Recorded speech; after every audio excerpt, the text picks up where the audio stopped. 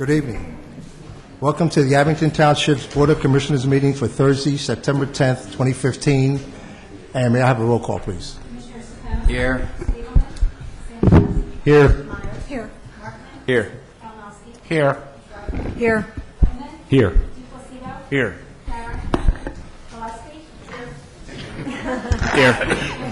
Here. Here. Here. Would everyone please stand for a Pledge of Allegiance, followed by a moment of silence on the eve of the 14th anniversary of 9/11. I pledge allegiance to the flag of the United States of America and to the republic for which it stands, one nation, under God, indivisible, with liberty and justice for all.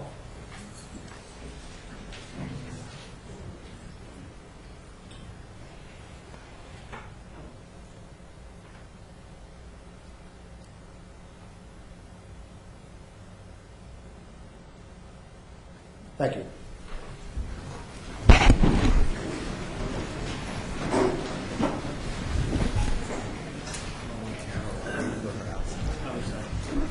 At this time, we're going to start our meeting with some presentations first, and we're going to go out of a sequence here. I'd like to call on Commissioner Carol Gillespie for our Eagle Scout presentation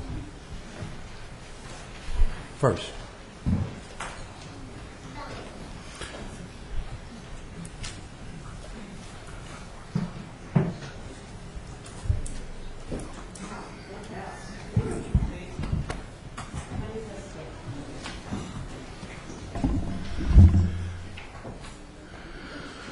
Thank you. As I come racing in the door, parking is a minimum this evening. Well, I'm excited. It's always hi, Michael. It's always fun to present an Eagle Scout Award. We've been fortunate to have so many Eagle Scouts in this township, and tonight I have one for Colin Quigley, who happens to be my neighbor, which is a wonderful thing. And Colin, he has been a scout since first grade. And he's earned the Arrow of Light, and he goes to, I know what it's called. What's that school again? Holy Ghost, which I heard is a really, really great school, and he has done very, very well. So, Colin, do you want to come up? I should have worn higher shoes.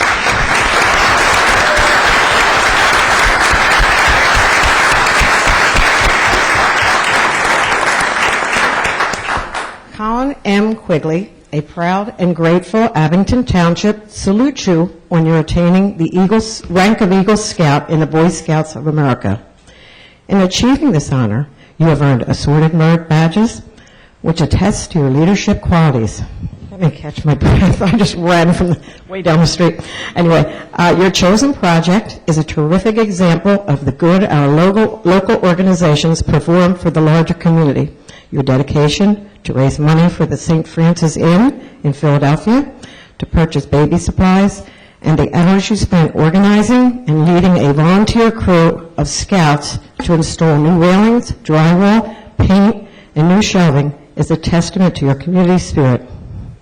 We, the Board of Commissioners, join your family, friends, and your fellow troop members in extending our congratulations to you. Congratulations, Colin.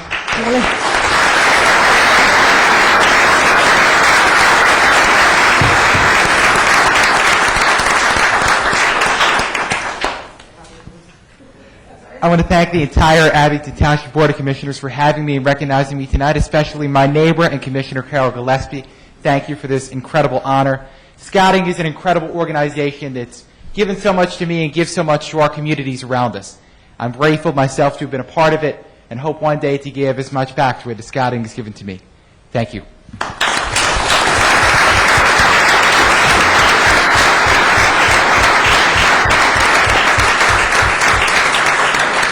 Colin has your mom, your mom, Marion, and your brother. Hey, you can stand up. Hi. Future Eagle Scout, not too many years. Anyone else from the Scouts here? Okay, well, congratulations. We're really proud of you. This is a future politician. He's a forensic star, so he really can give a good speech, I will tell you. Okay.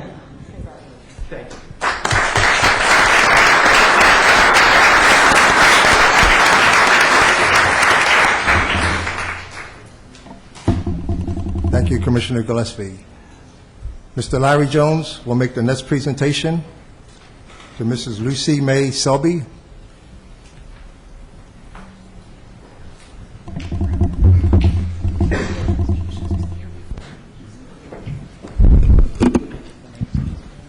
Going to ask that Mrs. Eclester Musgrove come forward. She's going to be accepting on behalf of Mrs. Lucy May Selby.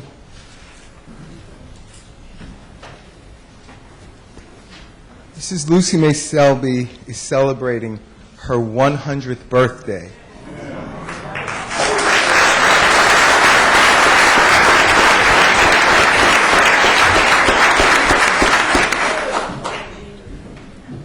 This is September the 14th is her birthday. This is her much younger and spry friend who is here.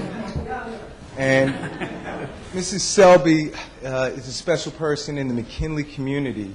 She is a name that everyone knows. She resides in the 400 block of Osceola. Having grown up on the 300 block of Osceola, everybody knows about Mrs. Selby. And I'm going to read this plaque, and then I'm going to hand the microphone over to Mrs. Musgrove, who actually did all of the legwork and was a true advocate for Mrs. Selby in this process. And for that, I genuinely thank you. And the plaque reads, Mrs. Lucy May Selby, September 14th, 1915, 100-year celebration. On the occasion of your 100th birthday, the Abington Township Board of Commissioners takes great pleasure in joining with your family, your church family, and your many friends in saluting you and wishing you the very happiest of birthdays. Your life and accomplishments bring pride to our community, good health, and good fortune. And that's signed this 10th day of September. And I'd like to also say that Mrs. Selby is a strong member of the, I have it here, I know this church well, the Mount Airy Church of God in Christ, with J. Lewis Felton is the senior pastor. And now, Mrs. Musgrove, please, we'd like to hear a few words. Thank you. Thank you, and good evening to everyone. And it is a pleasure and an honor to receive this plaque for Mother Lucy May Selby. Mother Lucy May Selby moved to Elkins Park in the 30s, her and her husband. They built their house from the ground up, and she will be 100 years old Monday, September the 14th. We are honoring her on Sunday, September the 13th at the Mount Airy Church of God in Christ. And it's just a pleasure. She yet lives in her house, able to do, she doesn't drive anymore. We pick her up. But she's a faithful member of the Mount Airy Church of God in Christ.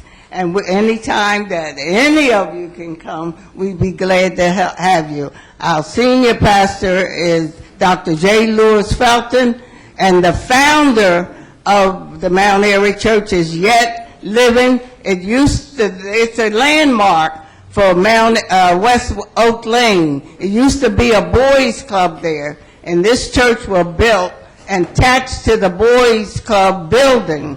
And we would be glad to have you come. We have 2 services on Sunday at 7:30 and 10:45. And thank you, Mr. Wilson, for your time.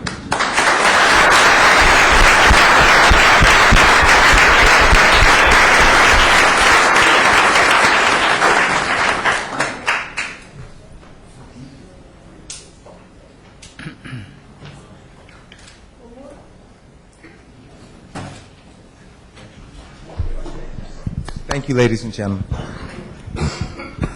Thank you, Commissioner Jones. We should have sang happy birthday to her. But maybe she sees it on TV.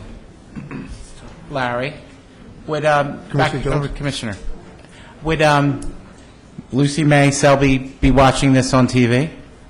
I think she may be watching this on TV. Would we all be able to sing happy birthday to her?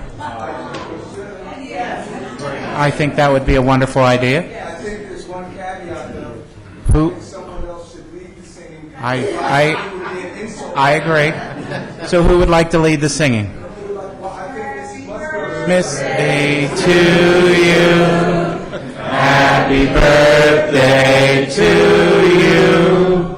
Happy birthday, dear Shelby. Happy birthday to you.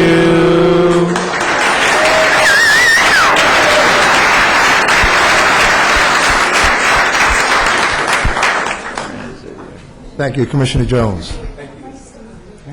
For the next 3 agenda items, I'd like to turn the program over and call on Chief William Kelly. Mr. President, members of the board, the first order of business is to honor 3 members of the police department that have just recently retired. And I want to say right at the very beginning that I'm not going to be able to do justice to these backgrounds in the interest of time. Obviously, it's a long meeting ahead, and it would take a long time to do justice to the great careers that these 3 officers have had with our police department. All 3 of them were among the first class that came with our police department after the changes within our police department in the mid-'80s, and had a major and profound impact on our police department and changing our police department. And for that, we'll forever be grateful and indebted to them. The first one is Detective Anthony Amachuro.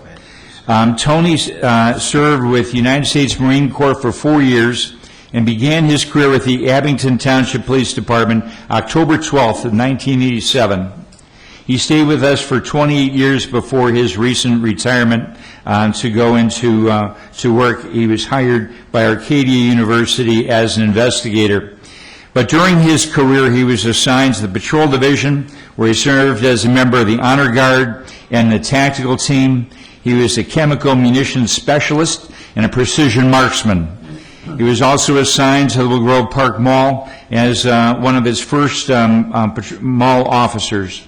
In 1996, he was assigned to the Detective Division, where he served as the department's polygraph examiner and head evidence custodian.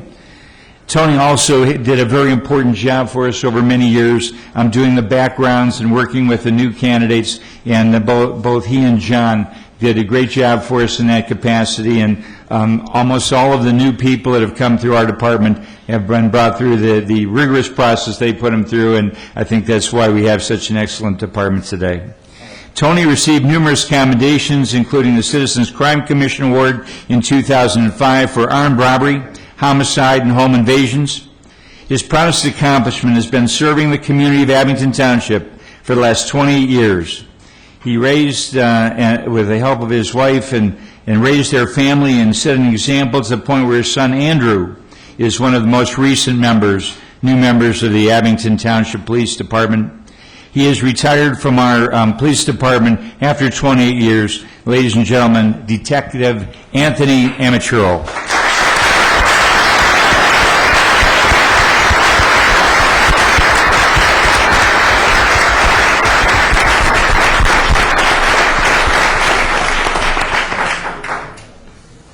We're going to bring you all up to receive commendations from the board in just a moment, but I'm going to go through all 3 of them. Next is Detective John Lyon. John had over 30 years of reserve and active duty military service, including numerous overseas deployments. He began his career with Abington on August 25th of 1986 and retired after 29 years of service. John was assigned to the Patrol Division before being assigned as the Willow Grove Park Mall officer. He served as a member of the Bicycle Unit, as well as a DARE officer, a crime prevention officer, and a member of the BNI Drug Task Force. He was assigned to the Juvenile Detective Division in 2000, where he also served as liaison officer for the Youth Aid Panel. One of his proudest moments was delivering a baby without any complications on November 17th, 1999. John truly had a interesting career with our department, also being involved with the hiring of the new officers and many other aspects of it, and is truly going to be missed. He's recently been hired as a special agent with the Pennsylvania Attorney General's office, retiring from our police department, Detective John Lyon.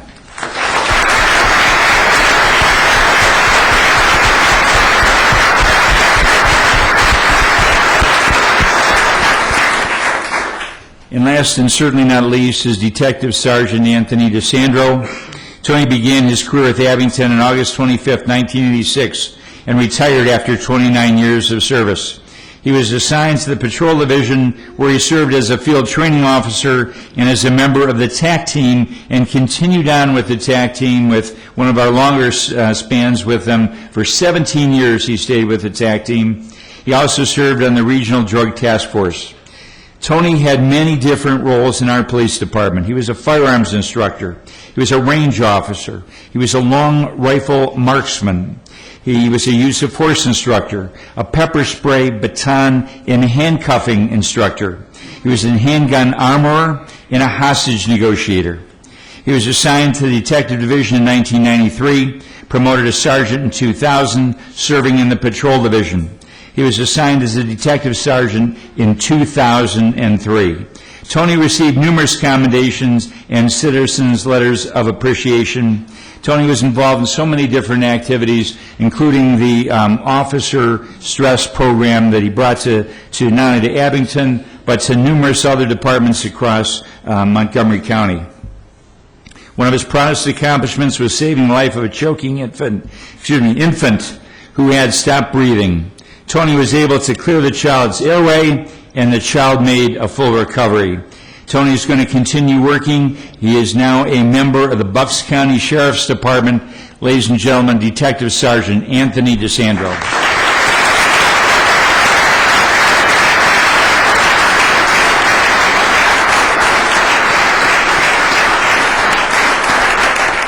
Now I'd like to call Commissioner Lori Schreiber, the Director of the Public Safety Committee, down to present plaques from the Board of Commissioners to these three retiring officers.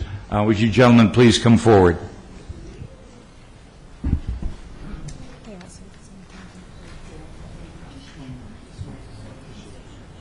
Okay. All right. I just wanted to make sure. I am so honored.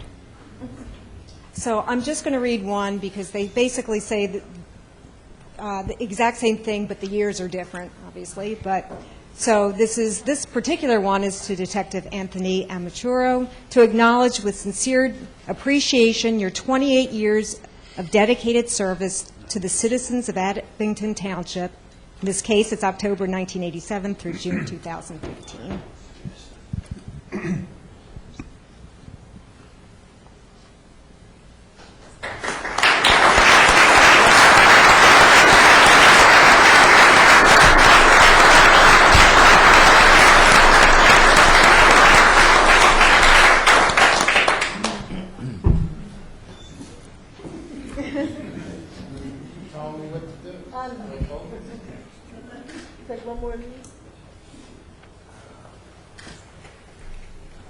And if, before you sit down, if each of you would like to introduce your family members that are here or friends that you want to...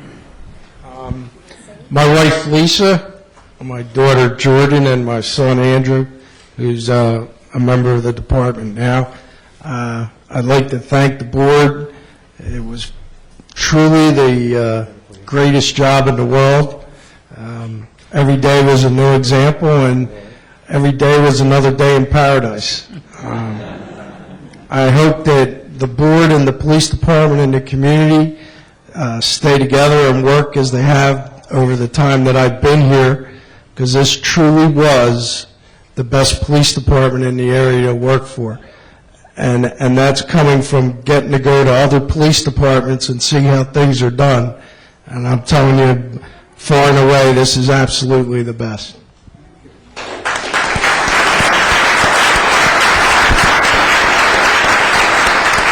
Thank you. My wife Kathy is here, my daughter Julia is here, and my other daughter Carly's away at school. I thank them. I thank the Board of Commissioners. I thank everybody here in the police department, the community. Certainly, Abington truly is a great place to work. I've enjoyed my entire time here, and I always knew the community was behind me during my times of deployments, taking care of myself and my family, along with everybody here in the police department that did things for me while I was deployed, taking care of my family. It truly was great. I enjoyed every day working here, and I'll miss coming back here, but I like my new career now, but thank you so very much for everything.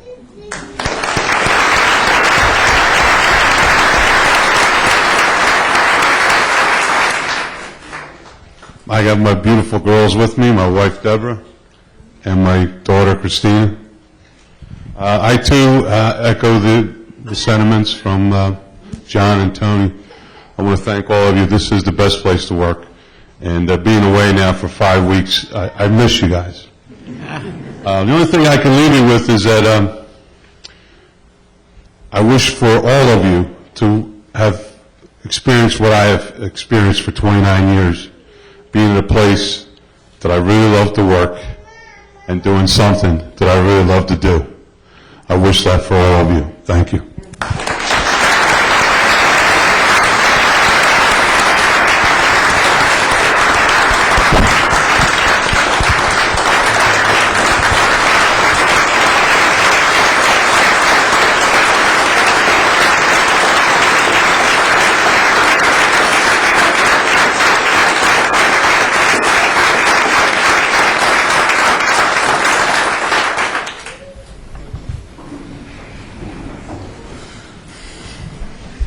Years of experience are going to be very difficult shoes to fill, gentlemen, but you've certainly done great things and made it a great place, and we thank you for your contributions as well.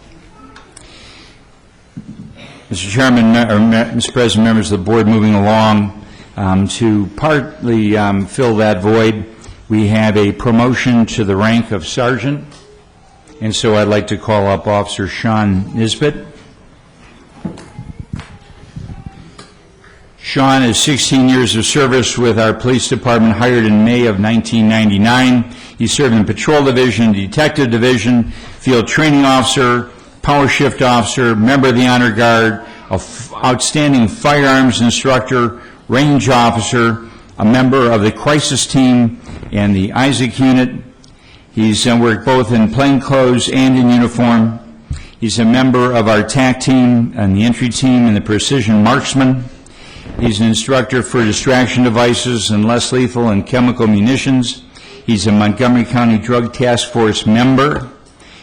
He too has had an outstanding career, although only with the department for 16 years. He's received 2 medals of valor, and I just have to tell you about that just for one moment, because you'll remember the incident where a man was coming over to a home in our township, armed to the teeth with weapons and with the intent of killing his estranged wife and her entire family. He was about to break into the home to do just that when Officer Nisbet arrived on the scene along with other officers to attempt to intervene. As many of you know, he turned and shot one of our police officers.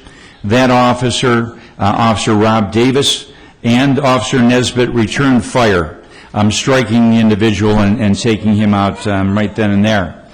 Now, that was pretty courageous and pretty amazing in and of itself. But what is also amazing was that Sean then went over and saved the man's life.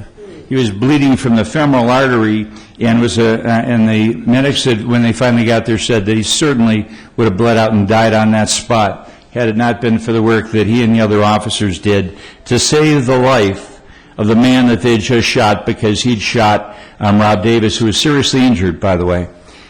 So it's the kind of individual that we're promoting here tonight, and I just wanted to make you aware of that. I'd like now to call up our distinguished District Justice, Judge Juanita Price, to issue the oath of office to Sergeant Nisbet.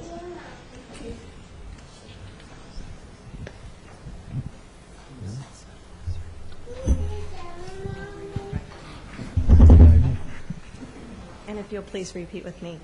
I, and then please state your name, do solemnly swear I, Sean Nisbet, do solemnly swear that I will support, obey, and defend that I will support, obey, and defend the Constitution and the laws the Constitution and the laws of the United States, of the United States, the Commonwealth of Pennsylvania, the Commonwealth of Pennsylvania, and the Township of Abington. and the Township of Abington.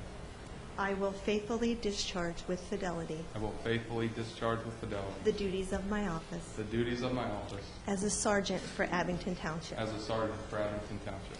and I will obey the rules and regulations, I will obey the rules and regulations, policies, and procedures policies, and procedures governing all sworn members governing all sworn members of the Abington Township Police of Department. the Abington Township Police Department. Congratulations.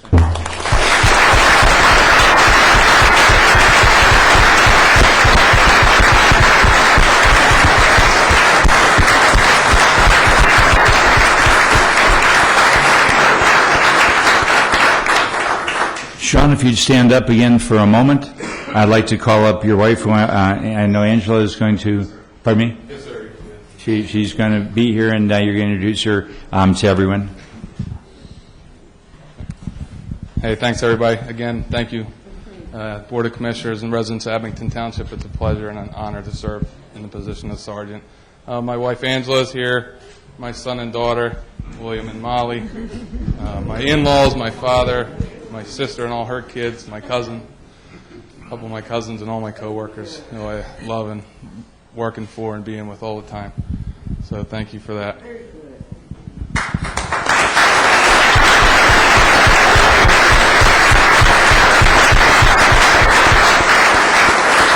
And it is my honor to introduce him for the first time publicly, Sergeant Sean Nisbet.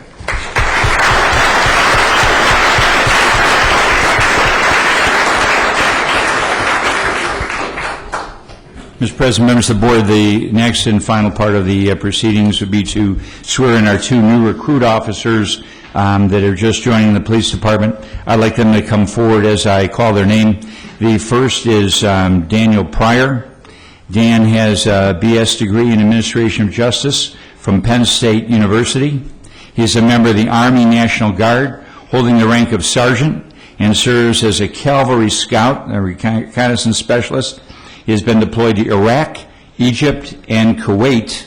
New probationary officer Daniel Pryor.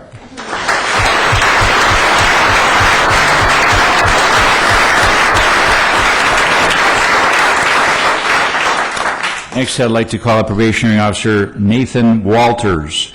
Nathan enlisted in the United States Air Force Reserve in 2006, where he held the rank of Senior Airman E4 until his honorable discharge in 2012.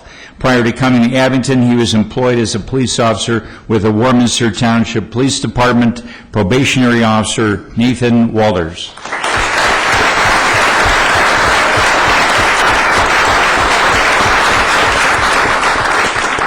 And again, I'd like to call up Judge Juanita Price to issue the oath of office to these new officers.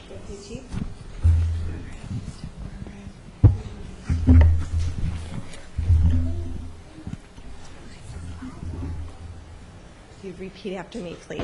I, and then please state your names, do solemnly swear I, Daniel Pryor, do solemnly swear. I, Nathan Walters, solemnly swear that I will support, obey, and defend that I will support, obey, and defend the Constitution and the laws the Constitution and the laws of the United States, of the United States, the Commonwealth of Pennsylvania, the Commonwealth of Pennsylvania, and the Township of Abington. and the Township of Abington.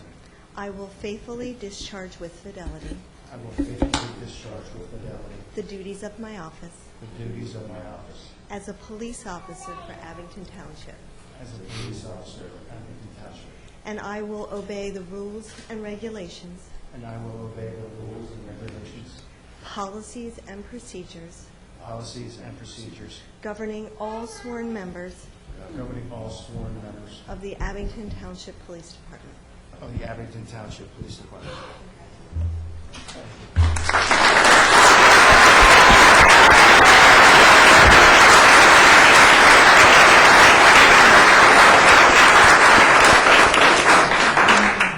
And I want to give both officers a chance to very briefly introduce their families. Daniel, you want to go first? My wife is here, Laura Pryor. My daughter, Adeline, she'll be 5 in December. My mother-in-law, Pam, and a good friend of mine, Chris, who is a police officer with Springfield Township. For me, my wife, Nicole, is here. My mother-in-law and father-in-law, Ellen and Tim, are here. Also want to recognize that my wife is pregnant with twins. Do you want to tell you what?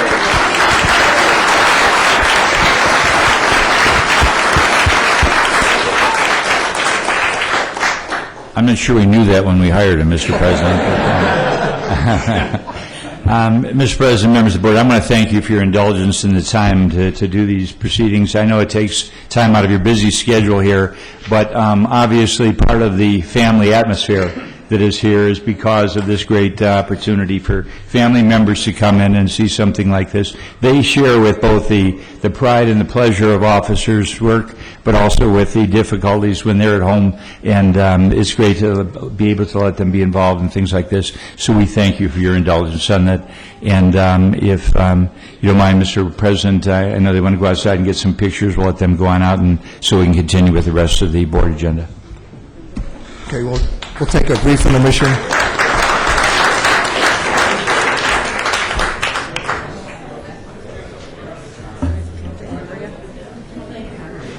No, I call it. Now, our goal, ladies and gentlemen, is to get out of this room as quickly and as quietly as possible so that members of the board can get on with the important business ahead of us. So you please don't talk there in the doorway. Just go on outside. We'll have plenty of time to get together there. Thank you, Chief.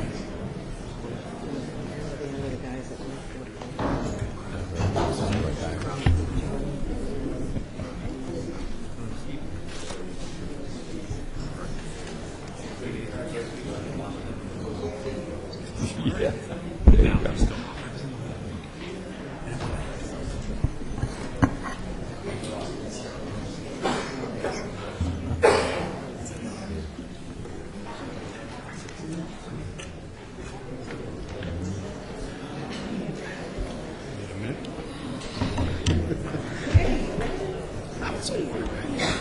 Just a little. Just a little. Here, let me hold this. Good. That's good.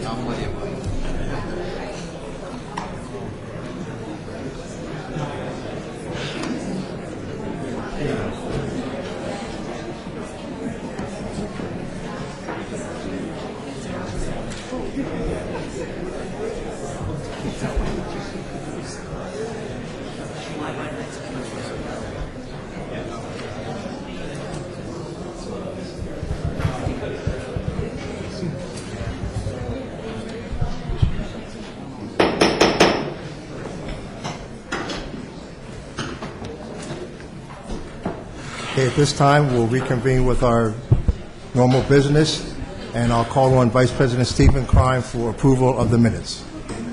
Thank you, President Luker. I'd like to make a motion to approve the Board of Commissioners meeting minutes for August 13th, 2015. And I so move. Second. The motion has been seconded. Any comments from commissioners or staff? Any from residents? Hearing none, all those in favor? Aye. Opposed? Motion passes. Thank you, Commissioner Klein. At this time, I'd like to call on Commissioner Thomas Bowman, Director of the Public Works Committee. Thank you, Mr. President. A few items on the agenda. PW1, this is a motion to enter into contract with Cardno BCM in the amount not to exceed $90,750 to prepare engineering plans to sewer the 15, 16, and 1700 blocks of Old Welsh Road, and this is to be funded from sanitary sewer retained earnings, and I so move. Second.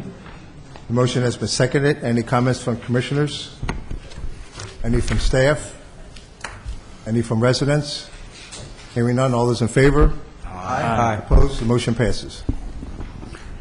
PW2, this is an emergency repair railroad tie wall behind the home at 583 Bader Road.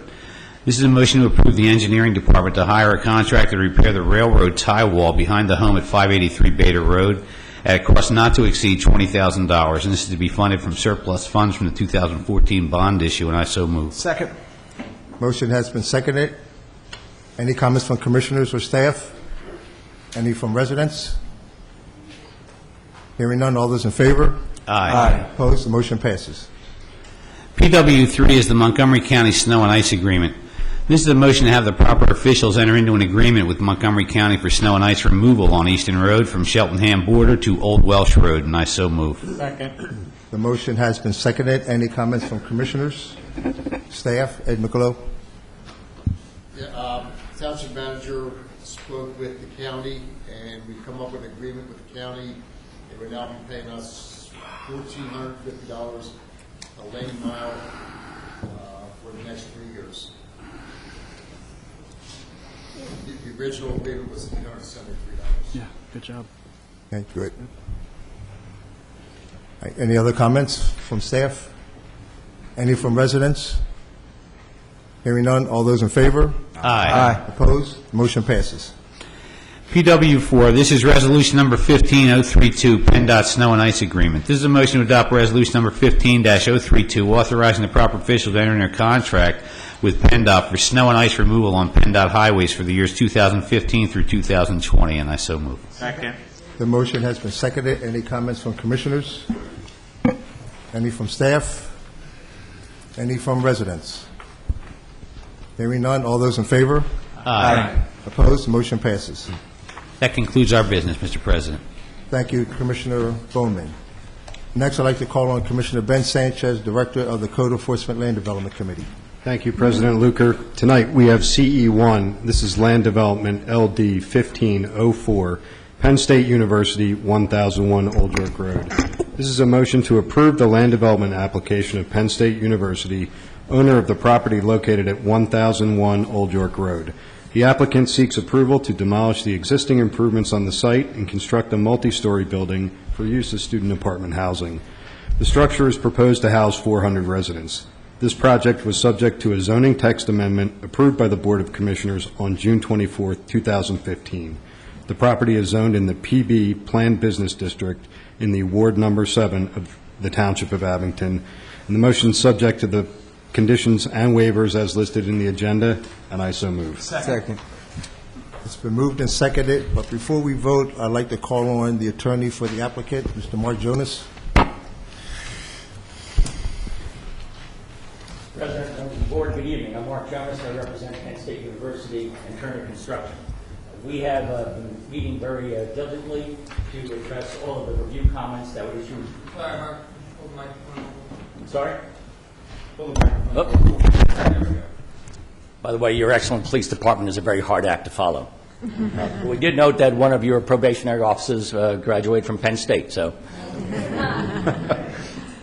So we have been working very diligently to address the review comments based upon meeting with the Planning Commission, review comments from traffic planning and design, from the county as well.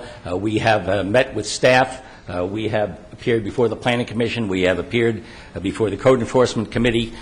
You have one of the things that has happened here is that the plans essentially that you saw during the zoning enactment process are the plans that were submitted and which are being considered tonight for land development approval. We believe we have addressed all of the review comments, and they are particularly addressed by the series of conditions that are set forth on your proposed motion. In the latter stages of our review and meetings, one of the natural issues that came up was pedestrian safety and student safety. We've been looking very hard at that. As you know from earlier discussions, Penn State has a very significant orientation program. The ordinance has built-in requirements in terms of student orientation, and there was nobody who cares more about student safety than Penn State University. So you have a number of conditions that really, I think, address signage requirements and the recommendations of TPD. We believe that we are in a will-comply status with the TPD recommendations. And you'll see from the conditions that are being proposed before you that we have identified safe sidewalk routes with 100% sidewalk. There are alternative routes. They have been identified. They will be the subject of student orientation, and the conditions that you are considering tonight, if you approve the land development, will also require some affirmative signage going northbound on 611 to take you to Susquehanna at the traffic light, guiding you along sidewalks, southbound as well on Huntington Road with no pedestrian crossing signs at Huntington and Susquehanna. That is also based upon the recommendation of your traffic consultant, TPD. That was one of the major discussions that came out. What can be done at that intersection? Commissioner Klein said he thought there was likely perhaps no resolution with regard to that intersection because of sight distance and topography, and TPD has weighed in saying that you should not put a crosswalk there, but instead there is a recommendation for no pedestrian crossing signs. So we will have safe routes. We will be monitoring that once the residence hall is occupied. And as you know, this whole development is a shuttle-based development. We will have shuttles running 15 or 30 minutes. And one of the comments from the commissioners are, students being students, we fully expect the students to take the shuttle service. And we will be affording shuttle stops both on university stops and in the community as well. We have a shortened version of the PowerPoint if you'd like to see it. I know you have a long agenda. I know this was examined at length during code enforcement and during the Planning Commission. We have Chancellor Sandler here from Penn State, Mr. Swanson from Turner Construction, Mr. Bryson from Pannoni, if you'd like to have any questions answered. I did that all, I think, in about 4.5 minutes, Mr. President. Very good, Mr. Jonas. Are there any comments from commissioners? Okay. Commissioner Klein? No, just remember, Temple beat Penn State.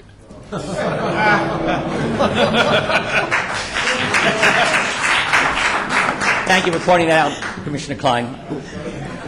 I will have to say, so number 3, the condition number 3 is a result of the conversations you had, I think, in the last week, as far as the signage is concerned? Yes, that's correct. And we met with Larry Mateo, with Mark Pennical, we met with your solicitor, and we were looking at, of course, all of the review comments, and particularly the issue of pedestrian safety. And that's the genesis of condition number 3. Has any of that been discussed with the neighbors on Huntington Road? I guess most of the signage is going to stay out of that neighborhood. Most of the signage is going to stay out of that short distance of Huntington Road? Yes, the whole point of this is... After? Okay. Yes, yes. Thank you. Okay, any other comments from commissioners? Any comments from staff? Any from residents? Before we vote, Commissioner Schreiber? I'll be recusing myself from tonight's vote. Okay. Commissioner Schreiber will be recusing herself from the vote. All right, any other comments? Hearing none, all those in favor? Aye. Opposed? Motion passes. Thank you very much. Go Penn State. Thank you.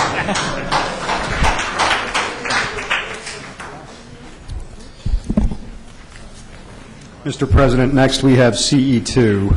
That's public hearing resolution number 15-026, transfer of liquor license number R-15994, Dino's Backstage LLC, 285, 287, and 289 North Keswick Avenue.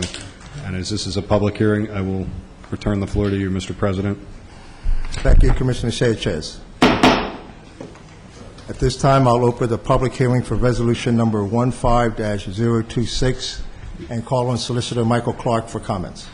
Thank you, President Luker. This is a public hearing for liquor license transfer application to transfer restaurant liquor license number R-15994 from the municipality of Upper Providence Township, Montgomery County, into Abington Township. The applicant is Dino's Backstage LLC. The property which is the subject of this hearing is for an intermunicipal transfer of a liquor license to applicant's business at 285, 287, and 289 North Keswick Avenue, Abington Township. The hearing is being held for the purpose of receiving comments and recommendations of interested individuals residing within Abington concerning the applicant's intent to transfer a liquor license into the municipality of Abington Township. This application, which was submitted by John J. McCreesh III, Esquire, of McCreesh and Cannon, was received by the Township on July 2, 2015. The Pennsylvania Liquor Code requires that the Township render a decision within 45 days of the submission of a complete application, or in the alternative, within an additional 60 days of the Township's election, with written notice to the applicant, as was the case tonight.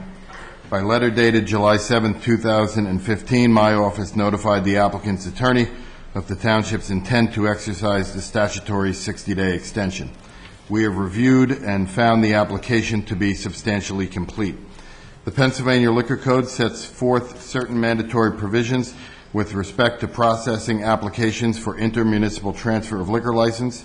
Section 4-461B3 of the Liquor Code provides that an intermunicipal transfer of a license must first be approved by the governing body of the receiving municipality when the total number of existing restaurant liquor license and eating place retail dispenser license in the receiving municipality equals or exceeds one license per 3,000 inhabitants. We have contacted the quoted department of the Pennsylvania Liquor Control Board. They have confirmed that Abington Township has in excess of one license per 3,000 residents. Section 4-461B3 further states that upon request for an intermunicipal transfer, at least one public hearing shall be held by the municipal governing body for the purpose of receiving comments and recommendations of interested individuals residing within the municipality concerning the applicant's intent to transfer a license into the municipality. Accordingly, the Pennsylvania Liquor Control Board may not approve a new license unless the township first holds a public hearing and approves the intermunicipal transfer application. The township is required to render its decision by resolution or ordinance, and we have provided the board this evening a copy of a resolution approving the transfer and a copy of a resolution denying the transfer. The application has been advertised consistent with the Liquor Code on August 23rd, 2015, and on August 30th, 2015. In addition, the township has provided public notice of tonight's hearing consistent with the requirements of the Liquor Code. The applicant is represented here this evening by John J. McCreesh III, Esquire. Mr. McCreesh will now have the opportunity to present the application, any information, any evidence he would like, and any testimony he would like, and then make himself and any of his witnesses available for questioning from members of the board and from members of the public that request party status during this hearing. Mr. McCreesh, I trust that you understand the process this evening. I do. Thank you very much, Mr. Solicitor. President Luker, members of the Board of Commissioners, my name, as stated, is John J. McCreesh III, and I'm here representing Dino's Backstage. Dino's Backstage is in the process now of building a restaurant, which my client will explain to you. And before we proceed, could I have the, Mr. Solicitor, with your permission, the stenographer swear in my witness? Oh, you want to, I'm sorry, I'm not. You swear testimony you're about to give this board is the truth, the whole truth, and nothing but the truth? Yes. Yeah, your name and address for the record, please. Dino J. Cataldi, 7600 Cheltenham Avenue, Winmore, PA, 19038. Thank you. As the solicitor amply set forth, because no licenses are available in Abington Township, and if that's true, you did look to try to find a license, did you? Yes, I did.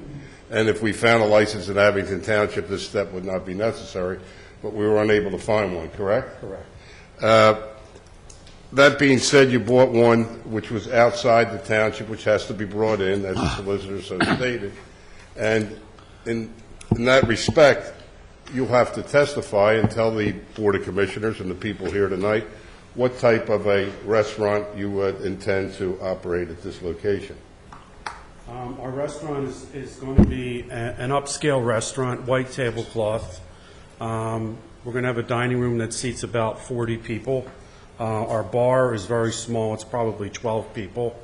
We're going to have an additional entertainment space, which we're going to do cabaret shows probably 3 nights a week. Our hours are 5 o'clock through midnight, Wednesday through Sunday. We're closed Monday and Tuesday. We're also going to offer Sunday brunch, probably from 11 to 3. You've been in the business before, is that correct? I was. I used to own a restaurant in Philadelphia called Napoleon Cafe. I was in business 9 years, received Gourmet Magazine's top 10 tables in America, and then I moved to 15th and Locust, where I was basically put out of business by the city of Philadelphia because they installed a handicapped accessible elevator to the Patco high-speed line, and they blocked the entire corner of 15th and Locust. At that time, I had a 250-seat restaurant with probably 62 employees and a liquor license. And do you ever have any citations by the liquor board all the time you have a No, license? never. Now, talking about employees, how many do you think you'll have at this location? Probably 18. And how much is your investment going to be at this location? $1,320,000. And that does not include, you're not buying the property, you don't own the property, No, you're leasing. I'm leasing the property from Keswick Associates, And this is next to the what? Keswick Theater. Keswick Theater, and you're going to operate in connection with them? I mean, when they have a fair? Hopefully, yes. I'd like to do some, co-advertising, sure. Board has any questions?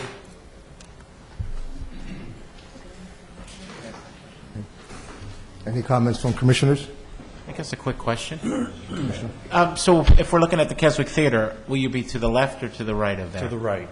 To the right. Yes. So where it's Queen there now? It's where Keswick Kitchen and Bath, Okay. the vacuum cleaner repair store, and the coffee shop are.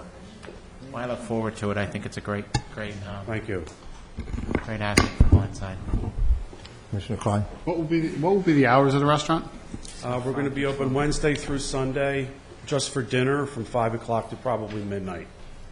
Wednesday. Normally, in the fine dining establishment, you're probably wrapping it up by 11:30. 12 is late. And the outdoor dining, will that follow the same hours? More than likely, yes. Commissioner Gillespie? Thank you. Well, as the Commissioner of Ward 13, which is directly across Easton Road, I know that my constituents are looking really forward to this, so we hope that everyone will approve of this. It's going to be a great addition. And Commissioner Farron, it's his ward, so we're excited, and I like these pictures. They're great. Thank you. So, Hey, Commissioner Farron? Thank you, President Luker. Can I just get a point of clarification? I don't know if it's from Mr. McCreesh or from our solicitor. If there was a liquor license available in Abington, we wouldn't even have to be here tonight. It would have been a different process. I would have bought that, we would have bought that, and we would not have to have the approval of the Board of Commissioners.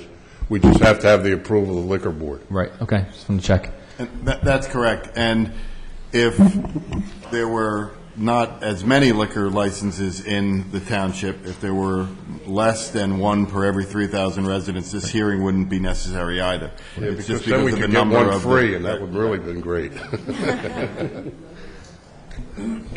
All right, thank you. And just, if I can just say quickly, for those who might not be aware on the board, this is part of the general revitalization plan going on down in Keswick. There's been a lot of change in the past year and a half or so, maybe 2 years. I think with any new thing coming in, there's some issues, but I've been to multiple meetings. I've had multiple conversations with the people involved with the restaurant. I'm sure they've had multiple meetings with people at the tables up here, specifically Mr. Mateo, who is a delight to have meetings with. And I'm sure we're going to continue to have meetings, and we're trying to work together. And I think it's fair to say that Dino and Michael have been, to my understanding, very accommodating and are working very hard to make this a success. They're very invested in Keswick Village. They're very invested in Glenside. And when I talk to neighbors within Ward 12 itself, where this is going to be located, everybody on the whole is very, very excited about it. And same thing, I'd ask every commissioner to give you consideration to this. Thank you. Commissioner Spiegelman? I just have to throw in, there's a lot of buzz about this. The folks I represent are very excited about this, and as a big fan of Napoleon from back in the day, hope to be there on opening night. Thank you. Commissioner Klein?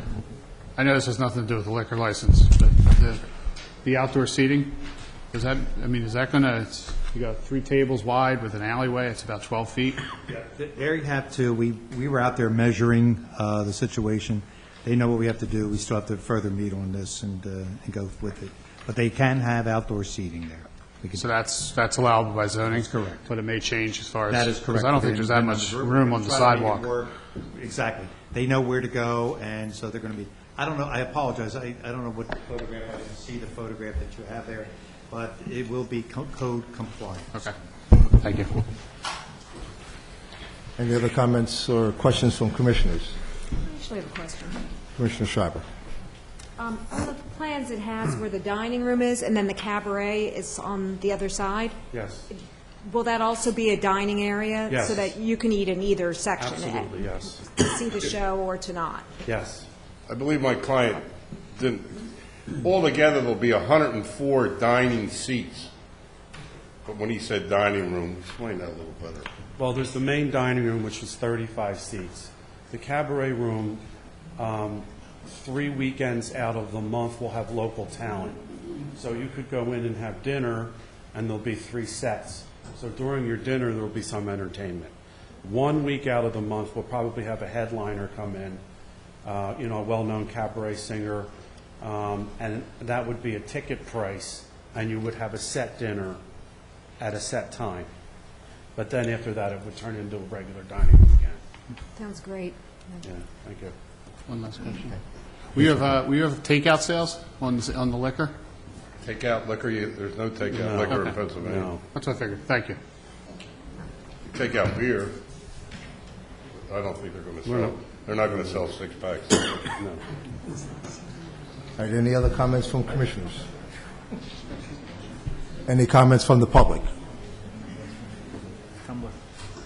Come up, sir, to the podium and name and address for the record. Larry, you want to?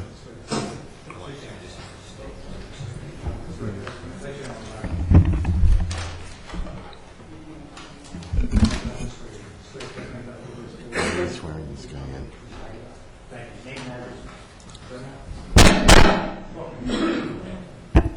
Hi, I'm Catalin Flora, 1120 Wellington Road.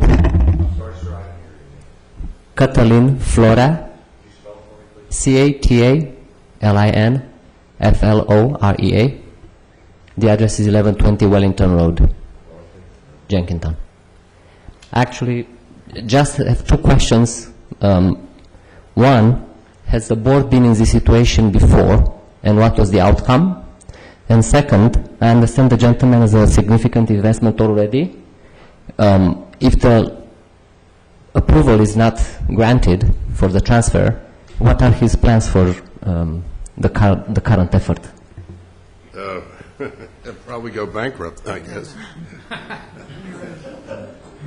I think he asked you 2 questions, so you want to address the first question first? Yeah, the answer to that is I've been before. before Abington Township before, but I don't Yeah. think any of you were here. It was a long time ago, and I've been around. We just dealt with the transfer last month. ago. Yeah, we just dealt with the transfer last Another month. one tonight, too. We do. After us. Yes. So to answer the question, I'm sure the board's had plenty of them in the 15 years that the intermunicipality transfers has been in effect. And what was the typical outcome of such a request for transfer? Are they usually approved? Are they usually denied?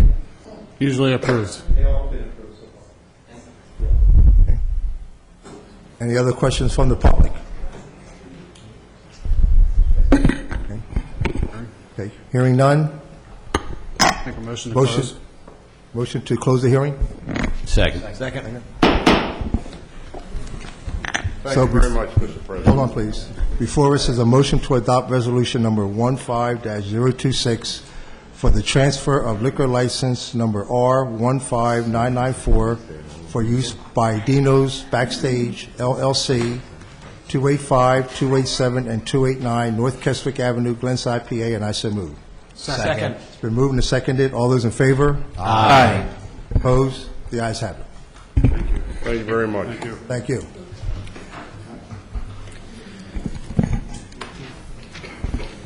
Mr. President, next we have CE3. This is a public hearing, resolution number 15-027, transfer of liquor license number R17136, C&D Brewing Company of Huntington Valley. And again, as a public hearing, I will yield the floor to the President. Thank you, sir.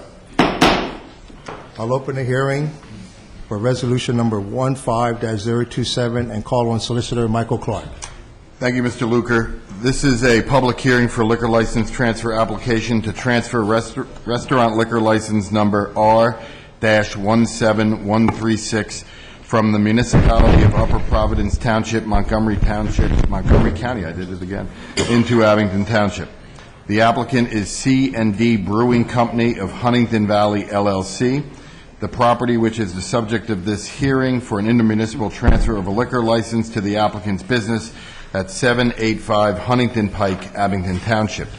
The hearing is being held for the purposes of receiving comments and recommendations of interested individuals residing within the municipality concerning the applicant's intent to transfer a liquor license into the municipality of Abington Township. This application, which was submitted by Theodore J. Zeller III of Norris, McLaughlin, and Marcus, PA, was received by the Township on August 4th, 2015. The Pennsylvania Liquor Code requires that the Township render a decision within 45 days of the submission of a complete application, or in the alternative, within an additional 60 days at the Township's election with written notice to the applicant. By letter dated August 6, 2015, my office notified the applicant's attorney of the Township's intent to hold the hearing on the application this evening. We have reviewed and found the application to be substantially complete. The Pennsylvania Liquor Code sets forth certain mandatory provisions with respect to processing applications for intermunicipal transfer of liquor license. Section 4-461B3 of the Liquor Code provides that an intermunicipal transfer of a license must first be approved by the governing body of the receiving municipality when the total number of existing restaurant liquor licenses and eating place retail dispenser licenses in the receiving municipality equals or exceeds one license per 3,000 inhabitants. We have contacted the quota department of the Pennsylvania Liquor Control Board. They have confirmed that Abington Township has in excess of one license per 3,000 residents. Section 4-461B3 further states that upon request for an intermunicipal transfer, at least one public hearing shall be held by the municipal governing body for the purpose of receiving comments and recommendations of interested individuals residing within the municipality concerning the applicant's intent to transfer a license into the municipality. Accordingly, the Pennsylvania Liquor Control Board may not approve a new license unless the Township first holds a public hearing and approves the intermunicipal transfer application.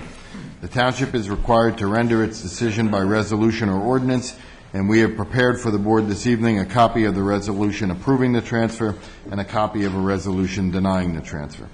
The application has been advertised consistent with the Liquor Code on August 23, 2015 and August 30, 2015.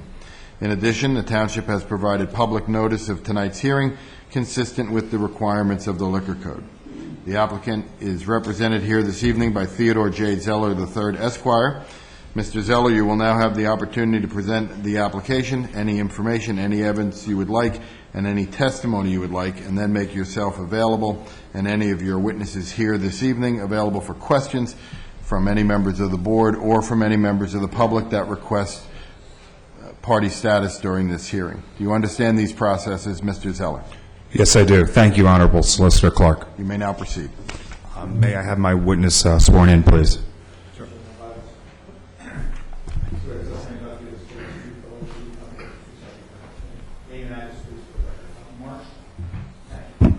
My name is Mark Edelson. My address is 116 Waterfall Lane in Landenberg, Pennsylvania. May this please the Honorable Board of Supervisors of Abington Township. My name is Ted Zeller, and I'm very honored and pleased to be representing C&D Brewing Company of Huntington Valley, trading as Iron Hill Brewery and Restaurant. I do see that you have our packet of information before you, which details that this will be the 12th restaurant in the Iron Hill Brewery and Restaurant family. Like Attorney McCreesh, we had also searched for a liquor license in Abington Township. For your information, there is one in escrow. We sent multiple letters, tried to contact that individual, and had no response whatsoever to trying to see if that was available for sale. We looked extensively for a license in the township, and we were able to come across this license, which was outside of the township, and this is a license was Evolution Food Group, and this is coming from Oaks, Pennsylvania.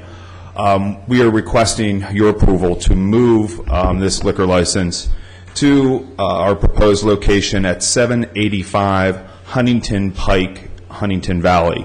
That is a Kravco like mall area in Huntington Valley. Iron Hill Brewery and Restaurant, when it strikes me, this is not really a brew pub. It really is a brewery and restaurant. It's really a restaurant first, with our historical sales at the other facilities being very similar in nature, and actually 70% is food, 30% is alcohol sales. And of those 30% of alcohol sales, nearly two-thirds of it is beer. And yes, beer is brewed on the premises. The proposed hours of operation are from 11 a.m. to 12 midnight, Sunday through Wednesday, and the 11 a.m. To 1 a.m. on Thursday through Saturdays. We propose approximately 265 seats in about an 8,500 square foot facility comprising of one floor with a basement which will not have any seating. There's storage and various things in the basement. Of those 265 seats, only 20 are bar. We're not a bar. We're a restaurant. We propose 100 employees of a mix of full and part-time, with nearly all the employees will be local hires. Throughout our other 11 restaurants and breweries throughout New Jersey, the Philadelphia region, and Delaware, we employ approximately 1,100 people.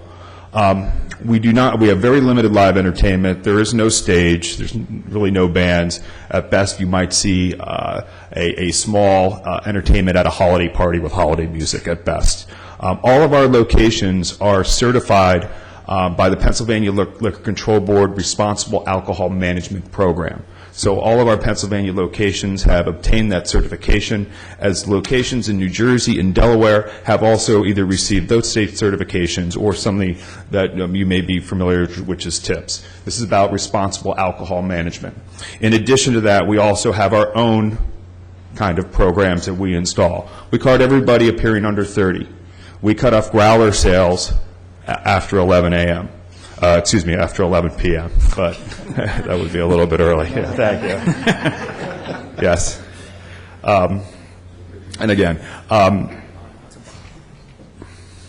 generally the neighborhood, if you're familiar with the neighborhood, this is a commercial district. It's mixed commercial and then residential surrounding it.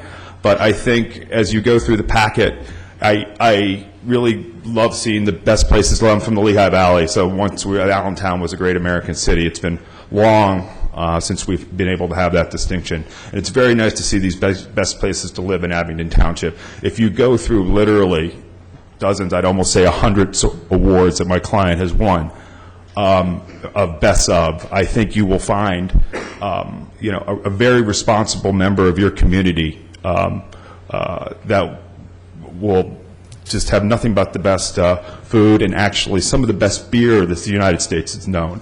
For a small brewery, they have won more Great American Beer Festival awards than almost any other. I was reading the Daily News about a month ago, and there was a trivia question in there: is what is the Philadelphia brewery that's won the most beer awards from the Great American Beer Festival? And I knew the answer to it because I know Mr. Edelson. It was Iron Hill Brewery and Restaurant. So with that, I'm going to turn this over to questions. I'm just going to ask my client, Mr. Edelson, one of the principals in the company. Did I get all that right? Yep. Okay. The packet also takes you through the plans. It shows a rendering of the facility. We have a large rendering of the facility. If we can grab that right here. We also, if the public wants to see any part of the plans, we have that on larger boards there. We actually don't have the packet. Oh, I saw somebody with a packet up there, so let me give you some packet.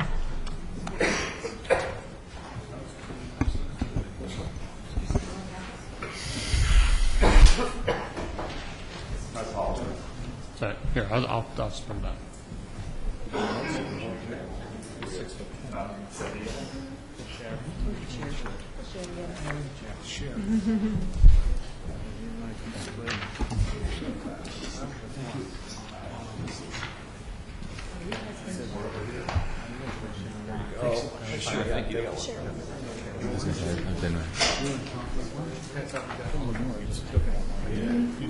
Anybody need one?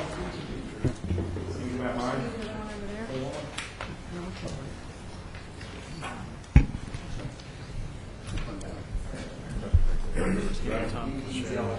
That's correct.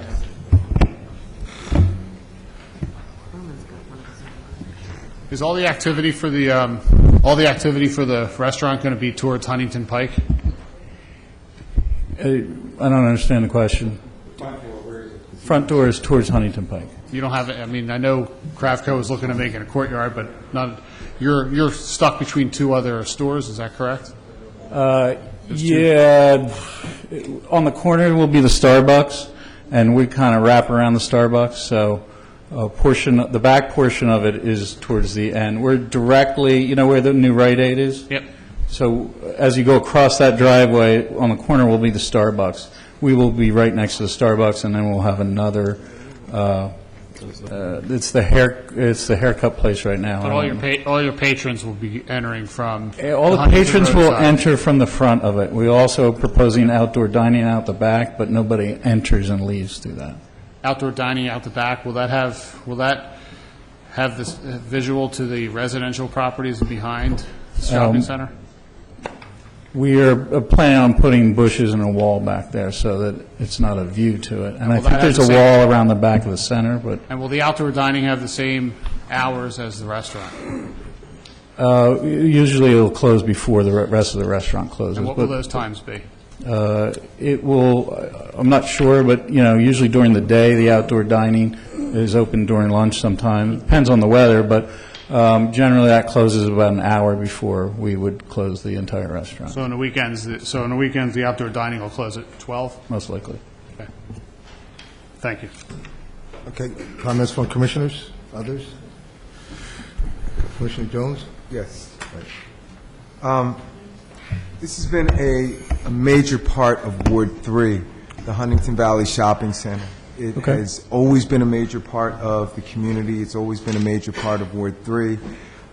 It is vital in terms of property values. It's vital in terms of commerce. It's not only important to Ward 3, it's very much important to Abington Township. So I have heard a lot about this. I've had at least 2 meetings about the Huntington Valley Shopping Center, one specifically with representatives of Iron Hill attended. Both meetings very well attended. I've heard from a number of residents, and my biggest concern is what is going to happen to that shopping center, because if that shopping center were to fail, then a good portion of the community fails. But I do want to say that as an elected official, we have an opportunity to make decisions with our votes. We also have an opportunity to make statements with our votes. And the statement that I'll be making is not necessarily about what's coming to the Huntington Valley Shopping Center. Many people know what may be lost, and I understand that has nothing to do with you. I do understand, and I'm talking about a piece of property there. So I just wanted to be clear with that, and I'm sure the other commissioners do have things to say. Yes, sir. Other questions? I'm sorry, President Luca. I overstepped. So was that a question or a? That was It's just a statement. That was a statement, correct? That was a statement. Are you finished, Commissioner Jones? I'm finished for now. Okay, Commissioner Martin. So I'm the commissioner in Ward 2, which abuts the property. I patronize the property probably at least 5 times a week. Sure. So there's really not going to be questions. I just wanted to voice my opinion at this point. I've actually patronized probably, and I was thinking about it, 5 of the Iron Hill locations. Great. Thank you. It's an excellent establishment, and as the other commissioners know, on the few outings we've had, I'm not a big drinker. So if anything, I will have a half a drink. And I patronize it, frankly, for the food. So the food is excellent. I can tell you my favorite salad is there, so I'll be happy if it goes in here. I will not be driving to Montgomeryville anymore to patronize the one there. It's a professional establishment. In my professional life, I'm actually a shopping center developer, and I would like to have an Iron Hill Brewery in any of my properties. It's the way it's run, it's quality, it enhances the property, it brings in quality clientele that's really food-based who might like to have a beer, so it's not really an alcohol-based establishment. When I heard that they were looking at this property, I was very happy. It's looked like it's got facade renovations that are coming with it. So basically, as someone who is the ward next door, I live a mile from the property. I'm happy to see it there, and I think it enhances the township and the neighborhood, and it's the quality kind of establishment that we like to have in Abington, and I would look forward to patronizing it. So my opinion is it's the kind of things, and truthfully, I'm the liaison to the Economic Development Committee, the kind of thing that we like to bring to Abington, and, I look forward to, based on the vote tonight, if it's a positive vote, to seeing it come to my neighborhood. So. If I could have an opportunity just to say something? Yes, sir. Because what Commissioner Jones said, I just would like to address in terms of if the concern is property values and the future of that center, then we're the perfect restaurant to come into that. I mean, we are looked at all the time about, we're in 6 other Pennsylvania communities, of which we've been credited with really starting the revitalization of those communities, including Westchester, Media, Phoenixville, the west end of Lancaster, and we're solicited all the time by communities about coming into the communities. We're seen as an anchor. We're seen as an economic engine that helps revitalize a lot of downtowns. In the early days of Media, you could park anywhere and park in front of our store, particularly, and the property values in Media have skyrocketed. There's a Trader Joe's across the street now. There's all kinds of great retail, and everybody loves where their property values are. So to address your concern, I would say that you should vote for it because it addresses the concerns you have by really revitalizing that center. So. Okay, thank you. Commissioner Gillespie and then Commissioner Schreiber. Thank you. I couldn't be further away. I am all the way on the other side of the township, but I will tell you, my office is directly across the street from Abington Shopping Center, and everyone thought it was going in there and couldn't wait.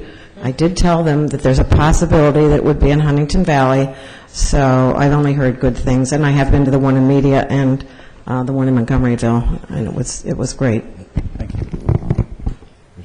Yeah, I have a quick question, but I do have to say I've also eaten at other Iron Hill breweries. The food is very good. I forget which of you mentioned the holiday parties with the music as a possibility. Sure. Is there a room, like a private room for parties? There will not be a private room in this one. Thank you. Any other comments or questions? Commissioner Klein. Yeah, Larry, how far is the outdoor dining from the residents in the back? You have, Stephen, they did take down a building, and if you've driven back there, they put in a new road going around the back, so it's way before that. And of course, now I haven't seen the landscaping, but they're going to put a lot of landscaping in and a wall so that so there wouldn't be noise, which Commissioner Jones and I have met with the neighbors twice. Commissioner, we had 2 public meetings concerning this. It is a distance. I don't have the exact measurements. Okay. So no concerns in the hours of operation on the outdoor Exactly. It would be the same as anywhere else like we're talking about. I know at certain points in Huntington Valley Shopping Center it gets tight back there. Yes. So. And there'll be no music outside. Yeah, and we're governed by heavy PLCB regulations on being able to hear noise off licensed premises, much less across the street through a parking lot. Commissioner Jones. Yes. Following up on the issue of the outdoor dining, so there will be no music outside. Would there be any televisions or anything of that nature, or there's only going to be strictly outdoor dining? If Just outdoor dining. Again, as Ted said, the PLCB is pretty strict that noise can't be heard off a licensed premise for a liquor license. So, in all our locations, we're pretty compliant with that. And again, the hours for the outdoor dining as opposed to the indoor dining, or would they be the same? I can't remember what it was. As I said earlier, they probably ended about an hour earlier than our regular hours. Any other comments or questions from commissioners? The public, I see a gentleman by the name of Ben Manis signed up to speak.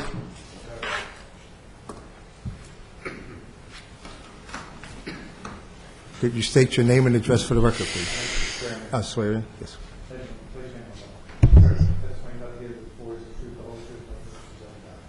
Name and address, Ben Manis, 1050 Clare Avenue. Speaking of M-A-N-I-S. Excuse me, sir. M-A-N-I-S. Same as my shirt.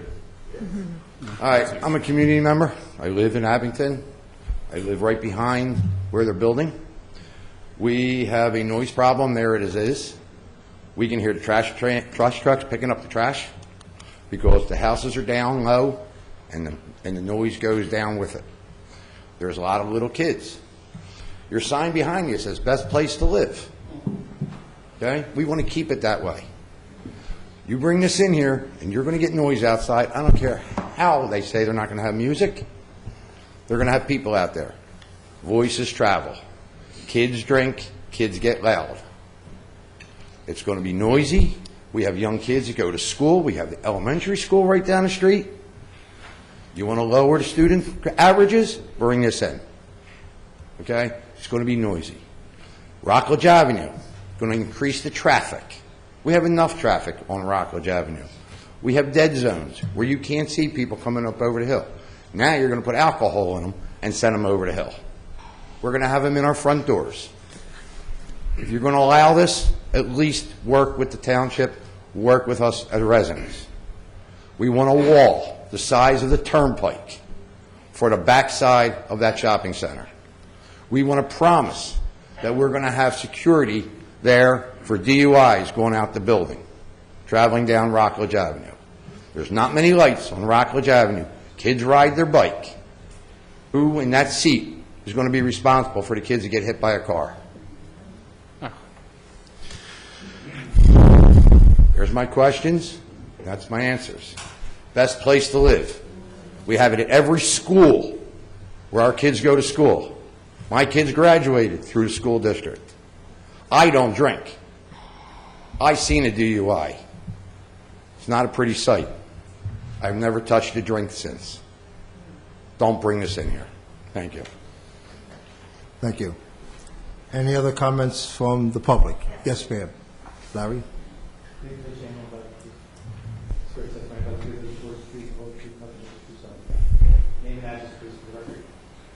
My name is Laura Schlagenhofer. It's SCHLAGNHAUFER. I live at 517 San Diego Avenue in Jenkintown, in the Hollywood neighborhood.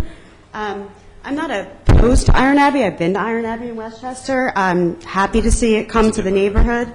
I have a big concern with adding another liquor license into our neighborhood. We have about 4 bars already within walking distance of my home where my family lives. I deal consistently, constantly with drunk drivers that come down my street, that park on my street, that come and go all hours of the night. Adding yet another liquor license is going to increase that. I appreciate the commentary that this is not a bar, that there's ramp certification. I'm looking for a response from the township as to how it's going to be addressed. Will the police be monitoring the activity? Because it's not monitored currently where I live. And so I'm looking to see if the safety of the residents is going to be addressed as we add yet another liquor license where people can continue to drink until 1, 2 a.m. in the morning. Okay, thank you. I was remiss in stating to the public that we have a 3-minute speaking rule, but thus far, both residents were well within that, so thank you very much. Are there any other comments from the public? Can I ask a question? Yes, Commissioner. Do you know where the people that are parking on your street are, where they're going to? What? Oh, the Hollywood Tavern. The Hollywood Tavern? Yes. Okay. Yes, we've reported it. We've been in contact with Larry about it. It's been going on for a few years now. Larry, how much parking does the Hollywood Tavern have? They have significant ones. Probably 40 spots. Okay. Any other comments from residents? Okay. Any other comments from commissioners before we close the hearing? Yeah, just one question. What other establishments in Huntington Valley Shopping Center will be open at similar hours to the Iron Hill Brewery? The only one, it would be Giant, and to some extent, not quite as late. The Wendy's has a drive-through that would potentially be open that late. But the Giant and Wendy's are all the way on the other end sort of on the other end. I mean, I know Holy Redeemer's to the left. Right 8, good point. Right 8. Okay. I'm just trying to think who else would be using the parking area at those times. So, thank you. We don't think it's possible to get on any street parking with the number of spaces that are over there. in our use. That was my point. Yeah. We don't think it's possible to get on-street parking with the number of spaces over there in our proposed use. Commissioner Myers, you have a question? I don't have a question. I just have a comment. It really has nothing to do with the hearing, but I would like to address some of the residents' concerns.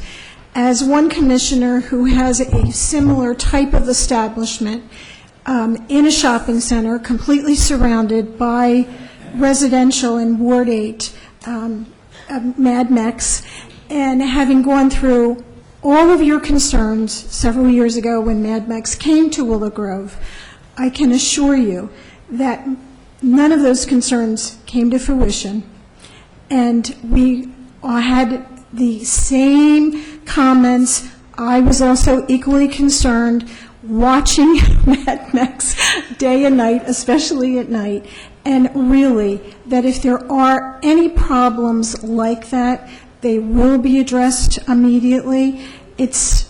And this is in a shopping center which has, I'm going to assume, has the required parking. Okay.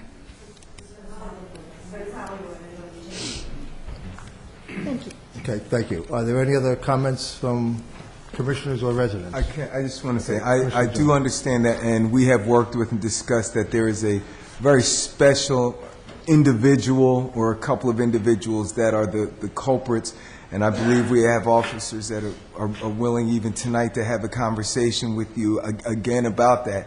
But on the other side of the parking lot, the one thing that, whether this comes in or not, I think we talk about traffic and other issues, and this is a little off topic, but there's two ways we deal with it. One of the ways we have to deal with it is as community members, and I have to give you credit. Part of the reason why we know who it is because you have taken down license plates, you have communicated, and we need to have that happen all over the township, whether there's an establishment with a liquor license or not. Larry Mateo has worked with the community. We've put up additional signage and things of that nature. So I think that however this turns out, we have to be vigilant.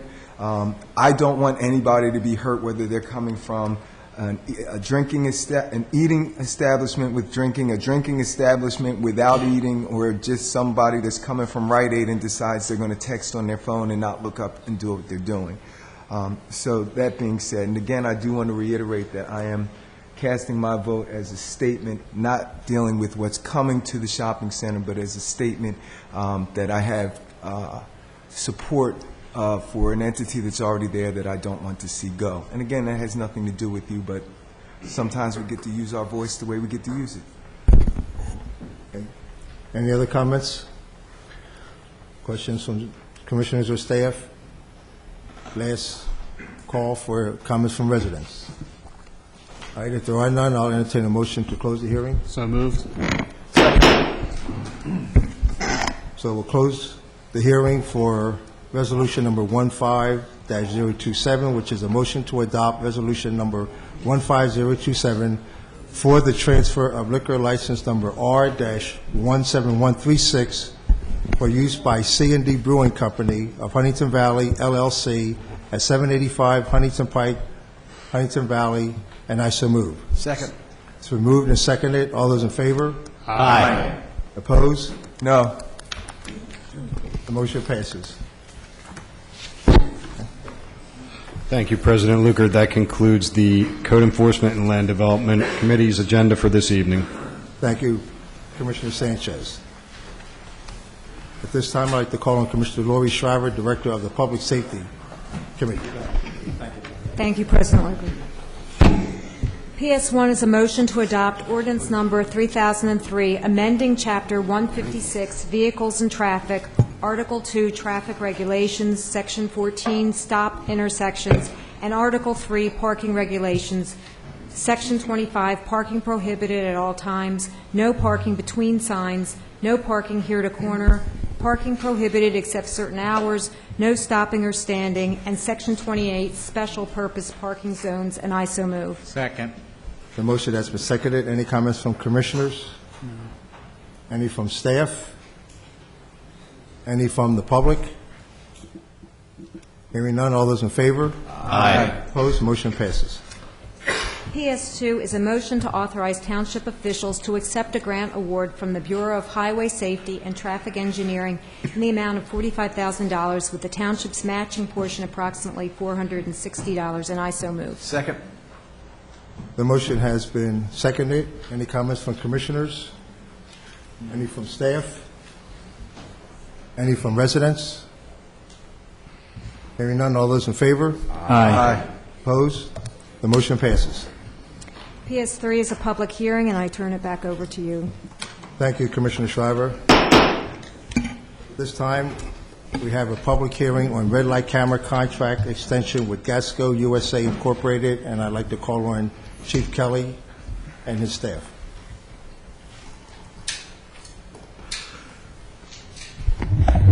Thank you, Mr. President. We're going to have some different information than you've seen in the past, rather than repeating so many of the things you've already seen. And we'll just be talking about this program. And the thing that I want to mention is, and that this is just the red light camera program is, in our mind, just another tool in the effort to try to keep our town safe and to have traffic safety. And just for a moment, I'd like you just to step back just for a moment and kind of clear our mind of all the noise. You know, this has been really a crazy experience for all of us because, I guess, red light cameras are such a controversial issue, and they have had kind of a complex and checkered past in some places. In some states and so on, there's been a number of things, crazy situations, and as a result, there's a kind of a reputation that goes with it that I think that we have really suffered from. I know when we first started implementing the program in Abington or talking about it, we went to a number of organizations around the township and walked in with a lot of people having a lot of misgivings and a lot of doubts and so on about it, and walked down with them feeling pretty good about it because he understood that the way it was going to be done in Abington was different than the way that it's been done in almost any other place. But then again, we're used to that, aren't we? Doing things differently here and trying to use them in a way to get things done. I don't know any of us were anticipating the fact we were going to be dealing with national lobbyists either, getting involved in the affairs of Little Abington Township. And there's also the issue of just enforcement. Enforcement is something that is not anything any of us like, I think, especially traffic enforcement, parking tickets. It's not something that any of us like to do. On the other hand, we know that it's a major part of public safety. So we want to just talk about the things that relate to us here in Abington and what we're trying to do.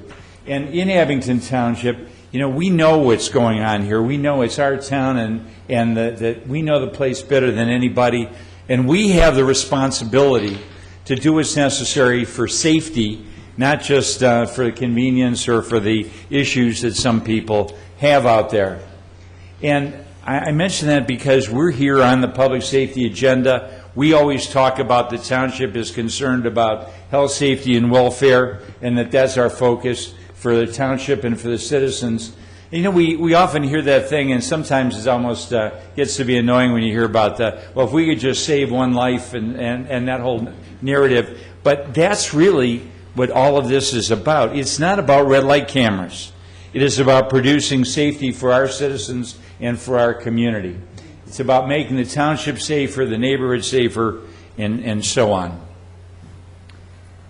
I just want to say that in my humble opinion, that we don't need to apologize for trying to make our community safer. And we don't need to apologize for using innovative methods to achieve our safety goals. We do that here. We try different things. We try innovative methods. And that's not something to apologize for. Just because other people can't make it work doesn't mean that we can't or we haven't. And in fact, because the safety of our citizens is so important, we need to be innovative. We need to try different things to make it work. And we don't need to prove how much safer it is necessarily if we're working in the right direction. Now I want to ask you a question. On the streets and the neighborhoods in your ward, aren't traffic violators still a major problem? Aren't traffic violators still a major complaint that you deal with? I assume that's the case because we get them all the time from you and directly from the citizens. This is not a problem that we have solved, that we have licked, that normal and usual methods have completely eradicated. This continues to be a major problem, a major source of complaints, and a major source of problems. And isn't reducing traffic violations still a major goal of our township? I tell everyone that that's a commitment that the board has because I believe that, and certainly in the police department we do. And we keep trying different things to do a better job in this area, and reducing traffic violators is a major goal. Okay, so what's the primary tool we use to accomplish that? Think about it. What's the primary tool? We use education, we use consciousness raising, we use all those other things, but the major thing that we all use is what? It's enforcement. It's what you ask us to do, it's what you ask us to put in your various locations in your ward. And you know what? You've never asked me once. By the way, Chief, how many violators did you deter by doing that enforcement there? You've never asked me how many accidents did we prevent? Because we knew that we were doing some good things by doing that enforcement in the places that you knew that there were violators, that the citizens knew there were violators, and there were complaints.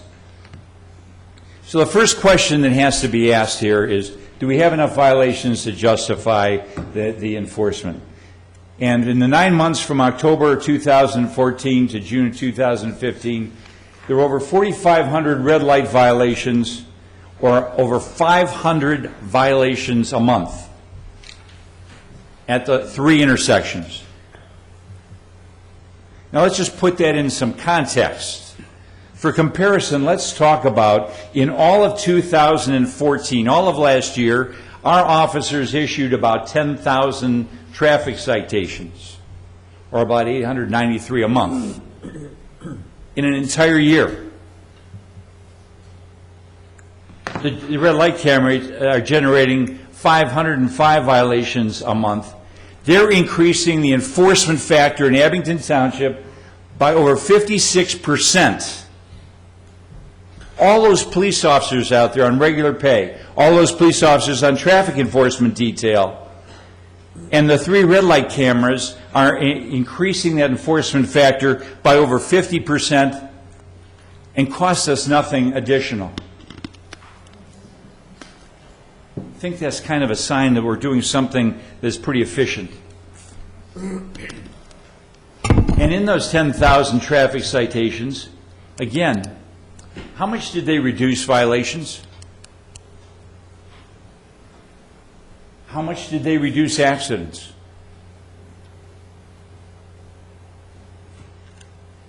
My point is that it is not only that we use to determine the validity of an enforcement practice. The second question was, did the red light cameras reduce the number of violators? We don't know how many violators were reduced by the other enforcement we've done, but we do know the number of violators we reduced in this particular case. And judging from the first 3 months of the program to the last 3 months of the program, violators are down by nearly 50%, 47% to be exact. So it is having an impact. It is reducing the violations that cause the accidents by nearly 50% in the first year. And we know from the experience of other communities that percentage is going to continue to go up.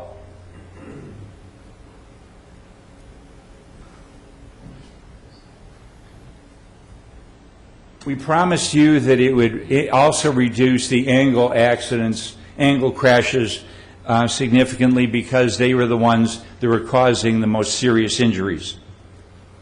And in those 3 intersections, they were reduced by 33% from 2014 and 50% for 2013. Now, the numbers are small, I'll grant you that, but the reductions are there, and the numbers are going to continue, but the reductions are definitely there. The angle accidents that we promised you it was going to decrease certainly have been decreased, just as we promised. You know, and people say, well, crash is a crash, right? No, not really. And here's the information from one of the advisory committees that talks about why angle crashes are typically more severe than rear-end crashes, and a net safety gain is usually realized if the reduction in angle crashes is greater than the increase in rear-end crashes. And again, you need to know that those angle crashes have the highest injury rate and the second highest fatality rate of any type of crash. All right, but what about the red light crashes? Did they reduce the number of crashes with injuries?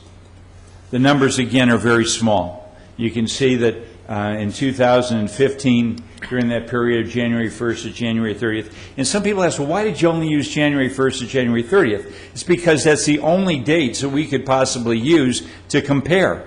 The red light cameras have only been in effect for a short period of time, and so we could only use those particular dates to compare them to when we had the cameras to when we didn't. Okay, we were emphatically told, and you remember this and you received numerous emails about this, emphatically told the number of crashes are going to go up. Okay, they're going to promise you they're going to reduce the number of angle accidents, but the number of crashes overall are going to go up. Remember that? They told you emphatically that was going to happen. But in reality, they haven't gone up dramatically. In fact, they're down by 7% in the first 11 months. Now, that's not a lot, but when you understand that you've knocked out the cause of those accidents by 47%, it looks like there's nothing but better things to come, and that's certainly something. And certainly, the credibility of those that promised you that accidents as a whole are going to go up dramatically certainly has to be called into question. So, in conclusion, the enforcement factor in Abington has been increased by 56% with no additional cost. Violations have been reduced by 47%. Angle accidents have been reduced by 33% from 2014 and 50% from 2013. All accidents at red light intersections have been reduced by 7%. The predictions are proven to be myths, that the rear-end accidents will go up dramatically. They did not. Overall accidents will go up dramatically. They did not. Cut-through traffic will go up dramatically. The little bit of information and evidence we have shows it didn't, and we'll show you that in just a moment, because I know you're interested in that. The township will be raking in new revenue. It's all about money for the township. We know that hasn't happened. The red light cameras are going to cost the taxpayers of Abington Township. We know that hasn't happened. Not one penny. Every single cent that has been spent for equipment or for personnel on this program has been recouped.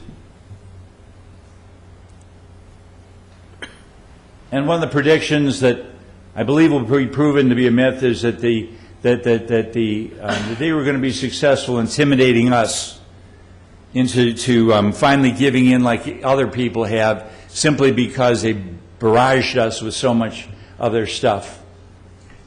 I'm going to let ask my other colleagues to come up here now, because we have a couple questions that they can answer, including this first one on the cut-through traffic. We have specific information on cut-through traffic on two of the major areas where there would be cut-through related to the red light cameras. So I'm going to let them talk to you about this, and I guess, Chris, I think you're going to do this first piece? Great.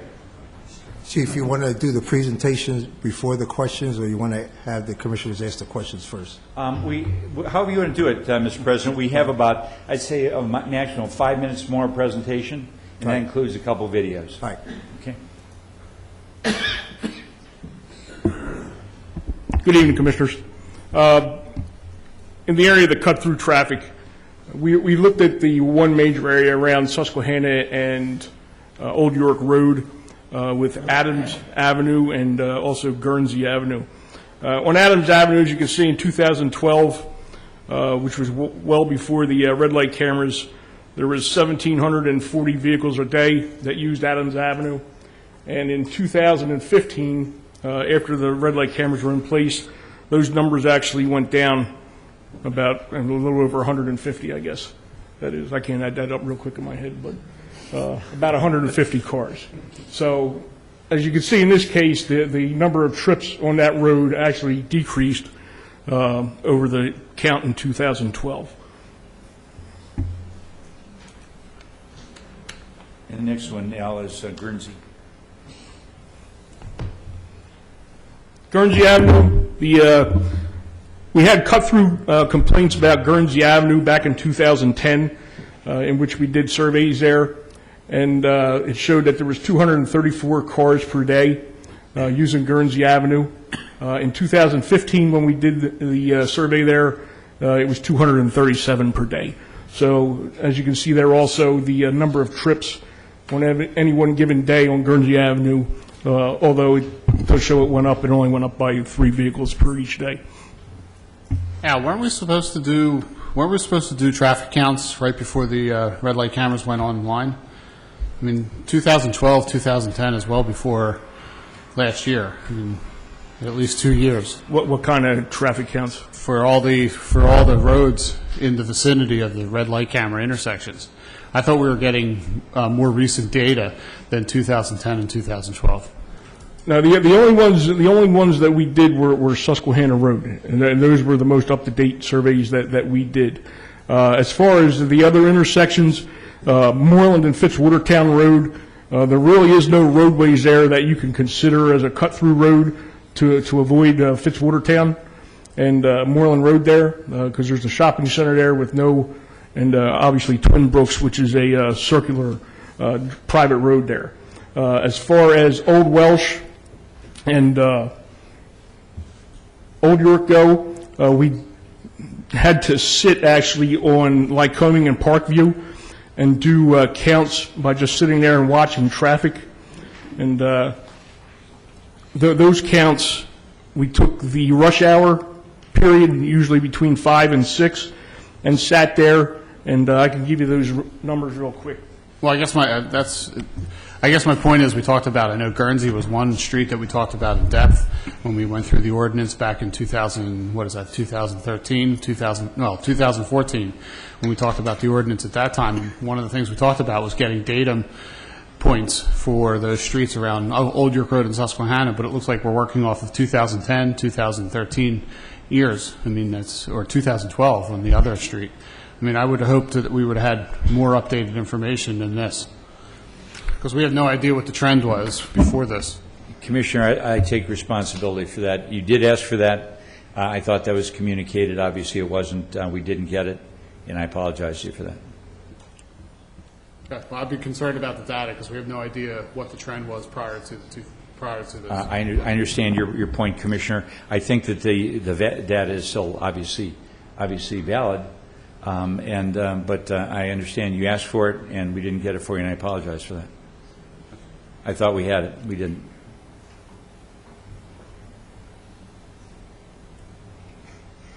I'd like to call up Lieutenant Kelly Warner, who's just going to explain very briefly these several brief videos that we have for you. Thanks, Chief. Good evening, Commissioners. Thanks for allowing us to do this. I think a picture really says 1,000 words and more in this instance. Pardon my back, audience. This is Old Welsh Road at Old York Road looking westbound. And what you're going to see is the traffic light is red, and traffic is moving north and southbound on Old York Road. In a moment, when I start the video, you'll see a vehicle come here in the center lane. A good 6 seconds, count to yourselves, close to it. A vehicle coming up in the center lane, crossing over the stop line and going through the steady red signal. I don't know how she did not get into an accident.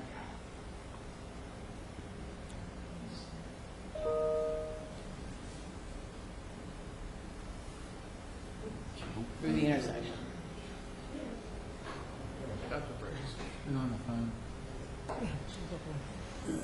The next road I want to show you is Moreland Road at Fitzwatertown. This is also a westbound shot. You'll see here that the traffic light is yellow. There is a vehicle right here turning left, heading northbound on Fitzwatertown Road. This vehicle has made it through the intersection as it is yellow.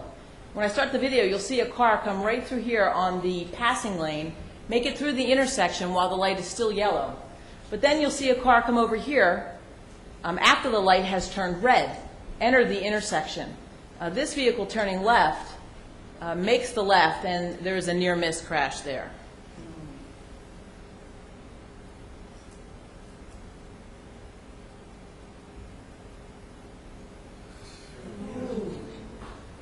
I believe that vehicle was doing over 40 miles an hour at the time of that.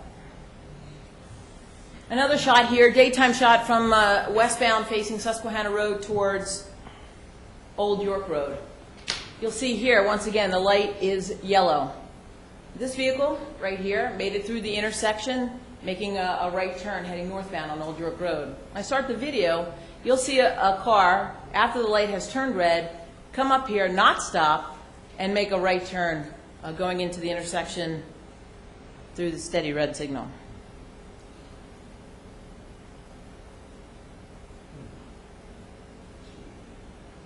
But the car behind him stopped. Go figure. Another shot here of Susquehanna Road facing westbound on Susquehanna Road at Old York Road. I'm sorry. My bad. It's all late, I know. This is a nighttime shot of that very same intersection facing the same way. This one scares me the most. The traffic signal is green here. It's night. Of course, everyone knows our visibility is a little bit limited, but this person decides to make a crazy move anyway. We have a green light here, and when I start the video, you'll see that it turns to yellow. This vehicle stops right here at the stop line. After that vehicle is stopped, another vehicle is going to come out and go into the left-hand turn lane, pass this vehicle, and as this vehicle in the middle of the intersection is trying to make its left turn legally, there is a wild near miss.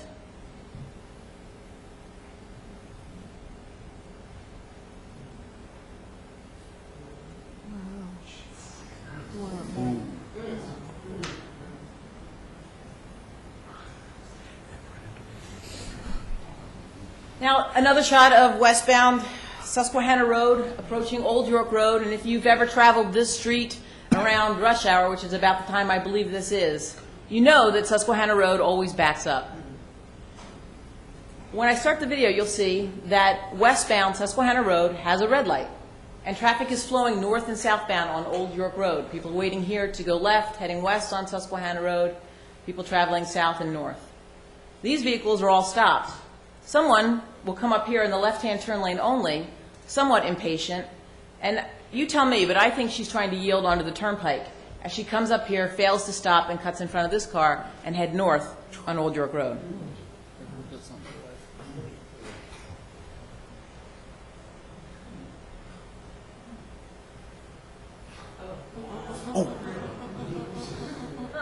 A near miss for sure.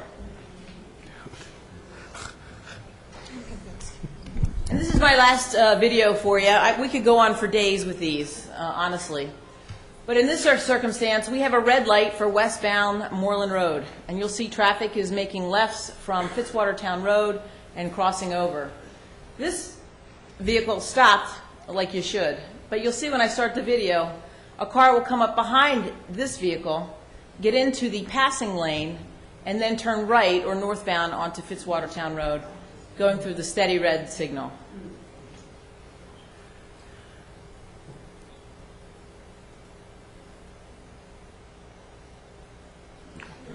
Fortunately, that vehicle used their turn signal. That's one thing they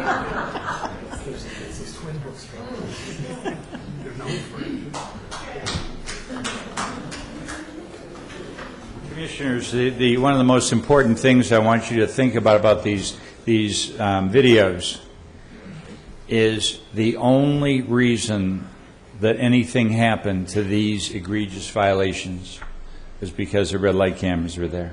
Otherwise, they'd have gotten away scot-free.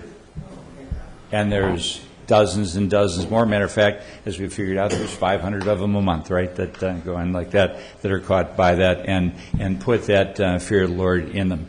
I also want to tell you that in conclusion, that as you know, the number of Abington residents is relatively small, and the number of people who are getting caught a second time is very small, only 6%. What is that telling us? That is telling us that people are getting the message. And I'd propose to you that maybe instead of deciding whether or not we should keep them or not, we should be deciding whether we put signs up at the entrance and exit to our township that says you're entering Abington Township and we do traffic enforcement, and you better mind your P's and Q's when you're in our township, because that's what really is going to happen to make our citizens safer. That's the end of our presentation, Mr. President. Thank you, Chief. All right, I'll open up the floor to questions from commissioners. Commissioner Myers. Thank you. Chief, are these the exact videos that the offenders or people can view once they get a ticket? They can go online and this is what they can view to see what they did? Yes, Commissioner. This is exactly what they're looking at on their home computer? Yes, Commissioner. Okay. Commissioner Schreiber. I just want to follow up on that. So when the people who, and maybe this is, I don't know if this is for you, Kelly, or I'm not sure who would answer this, but these videos, so people view these and they go to court right after that. Is that correct? And what is their reaction? Like, I mean, are people seeing what they do and saying, wow, I can't believe We do get people who have hearings. They come in for hearings, and when they come in, they have the opportunity with Melissa Gargan. Some people still, in this day and age, don't have access to computers, so they may have not seen it. So we give them the opportunity before they even come in here to view it. If they do call us by phone, myself, Officer Fried, or Melissa Gargan, we'll even invite them into the township. I have had people up to the office to let them view the violations. A lot of people they see the violations at home, and the light was yellow when they entered the intersection at home, but it seems to be red when we come to court here, and a lot of people notice that, and they end up pleading guilty for the violations. Does that answer your question, Commissioner? Yes, thank you. So in other words, they can see it at home and decide just to pay the fine, or they can come in and see it and work it out with our people. They do that. And there's a small number of them. As you know, once a month, the board is appointed a hearing officer to hear those, and once a month he hears them. Mr. John Walco is here tonight and has some information he can provide the board at the point that you're ready for. I was asking really what people who have come forward, what the reaction was. If they were kind of thought they were obeying the law, if they were, and then they... So. Like shame, maybe? I just was curious what the reaction was. Commissioner Klein. Thank you. Do you know what percentage of those, the ones you showed us, all these videos, I assume you can track them by license plate, what percentage of those got more than one violation? Because it would seem to me that these people that you showed in these videos are not the norm. I mean, there are people that are going to run a red light no matter what. They were in a rush. They didn't care. They were veering into the left-hand turning lane to go straight or to make a right-hand turn. I mean, these are not your normal. It's the people that don't time it right or go over the stop bar when it's red, just when it's red, that are going to be affected by the red light camera. But those are people that don't habitually go through red lights. So I'd like to know, have you traced to see if any of these people that you're looking at those type of conditions have had more than one violation? Well, like we said, Commissioner, out of all of them, only 6% are repeat offenders. Understand, but that's out of the whole pool of 4,500 violations, correct? I'm talking about the people that you see in these typical videos that you wanted to show up here that show these people who have complete disregard for whatever the traffic is, whatever the traffic controls are. Out of all the violations you saw here tonight, only one is in bad debt, which means that it went to the person ignored all 3 notices, and it went to collections. Every other one, every other one is either in the period where they have still to pay, or they just paid, and it's within the 30 days of them paying it. Okay. So only one of them out of this was in bad debt, where they just ignored everything. Well, we don't know if the ones you showed here, if any of them have had multiple violations. None of them have. No. Before we put this together, I made sure that there was none with multiple violations. Okay. Has any other municipalities in the state of Pennsylvania that have gone under this since this new law was enacted, other than the city of Philadelphia? Have any other municipalities enacted red light cameras? No, Commissioner, they haven't. There's a total of 17 that are eligible and meet the requirements for it in the state, and we're the first. Are any of them considering it? I'm told they were. Okay. And out of the 505 per month violations or citations, how many of those have been fought and overturned? We have that information. Hold on one second, Commissioner.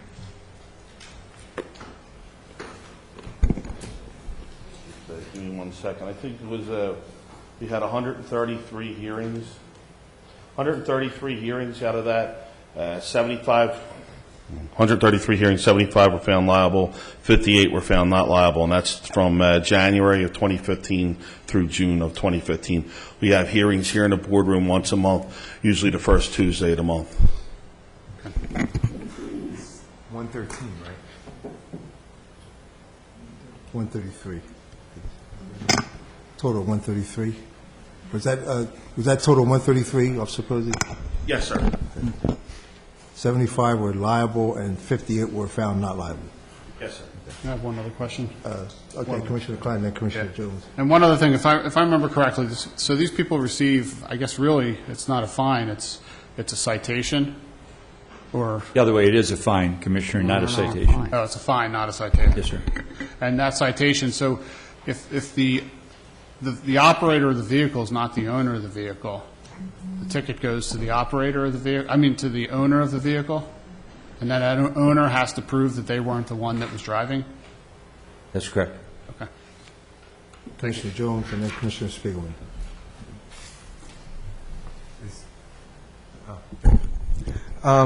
So I just want to get the funding straight. The money, I get a ticket, hopefully none of that was me. They weren't my cars. Although Commissioner Hecker, yours look kind of familiar. Didn't say motorcycle there. I'm just saying. So I paid the $100. The $100 goes to cover, part of it goes to cover any of the costs that we have here, correct? The first application is the township's out-of-pocket expenses. That's Okay. correct, Commissioner. The next application goes to the contract of the vendor, Gatso Inc. If there were any additional funds other than that, that would go to PennDOT. There have been none to this date. And obviously likely will not, since the number of violations is going down dramatically. Okay. If those funds were to go to PennDOT, and those would not just be Abington's funds, there would be any red light cameras, even the ones in Philadelphia, whatever. Those funds that go to PennDOT, my understanding is that they become part of a grant funding? Yes. From the funding that goes in from Philadelphia, hundreds of competitive grants, traffic safety and traffic improvement grants around the state have been funded. Okay. I'll have a follow-up later. Thank you. Are you done, Commissioner Jones? Thank you. I will have a follow-up later, though. Thank you. Commissioner Spiegelman, then Commissioner Zappone. Thank you, Mr. President. I'd probably have some additional comments later, but Chief, I know one of the less openly discussed aspects of this whole red light camera program, one that's come up in conversation quite a bit lately between myself and a number of Ward 11 residents, is the fact that successful implementation of this program, provable by a department that has already met the accreditation criteria to even be eligible to implement red light cameras. The successful implementation of red light cameras could potentially lead to being among the departments allowed to try out other traffic enforcement measures that are heretofore experimental in Pennsylvania. Radar enforcement being foremost among them. Do you have any idea, Chief? I mean, obviously, you're very connected among law enforcement officials throughout the Commonwealth. Do you have any idea where we are as far as potentially being eligible for similar pilot programs? Yes. First of all, I really believe that by participating in this and showing the courage and the integrity to do this right, that certainly puts us at the front of the line if there ever is a line that gets to try those other technology that will help us make our community safer. So yes, Commissioner, I think you're right about that. Secondly, we're very actively working on that through the Chiefs Association and a number of other organizations, and there's been more movement in the last year than I've seen in the last 20 years. I don't know that we're going to see any movement on it because as you know, it's a scary issue. It's something that has as much fear with it, I guess, as the red light cameras. It has almost a taboo with it, and as a result, the elected officials in Harrisburg are concerned about any potential backlash with that. But we think that we're working very hard to try to craft it in a way where it would certainly that the negatives and the possible abuses would be worked out of it. I think they've already done a pretty good job with that with the red light cameras, and I think we talked about that many times in the past. And I think that Abington Township has gone on and proved that it can be done without those negatives. You can dislike red light cameras if you want to. You can say that you don't need them in your community if you want to. But I think people are going to be really hard pressed to find that we did anything in Abington Township other than what we said we were going to do, which is try to use technology to its advantage to make our community a safer place. Thank you, Chief. I appreciate that, because I do want to say that I have, in the time since we were last here first debating the red light camera ordinance, I have noticed a sea change among certain residents on certain streets. Foremost among them, a street that I talk with Al and Chris about all the time, Rockwell Road. Places where there are very complex situations and enforcement opportunities. There are enforcement opportunities, but there are very limited traffic control and traffic calming opportunities. And there are folks I know who live, in and around just that one street, as an example, who 2 years ago were skeptical, to say the least, about red light cameras for various reasons we've heard, whether the notion of it being a cash cow for the department or the township, or just the notion of Big Brother, more cameras everywhere. And in those last years, they've changed their opinion, and they've told me, one person said to me explicitly, you can, if it's going to bring something like radar enforcement, or even things that don't even exist in Pennsylvania, stop sign cameras, if that's going to bring that to anywhere near Rockwell Road, put a red light camera at my house. Someone said that to me effectively verbatim. So I have noticed a sea change in attitude, if only out of desperation in certain folks, but it's palpable. Just wanted to share that. We kind of expected more pushback, Commissioner, based on what we were originally hearing. And we've been amazed at the very little negative feedback from citizens, nobody likes to get a ticket. There's no question about that. Or likes to get the fine. But I've really been amazed by that. And then on top of that, we try to do a good job with making sure we weed out the ones that are the picayune ones, or the ones that aren't really appropriate, and so on, and try to make that as user-friendly as possible. It was mentioned about the idea of if the owner, if it wasn't the owner of the vehicle that was driving the vehicle, we don't make them jump through a whole bunch of hoops just to do the things that you and I know we should do, just because there are citizens, there are people that made a mistake, or somebody driving their vehicle made a mistake, and that's the way we treat it. And we know that when the few that get to John Walco, he does the same thing and has done a tremendous job. And we get such incredible feedback from the people that have come in to see that, partly because they get to see the violations. It's so open and right in front of them. They get to see it all. And, you can talk about, we talked before about that enforcement is what we do. And when you think about it, this is a type of enforcement that has many advantages over the normal traditional enforcement. It's 100%, it's 100% accurate. It's 100% fair. It doesn't play any type of favorites or whatever else like that. It's 100% fair. And it is less than a ticket. It does not get points for the citizen, but makes the point and lets people know they need to drive differently. And that's really all we're all trying to do anyway, right?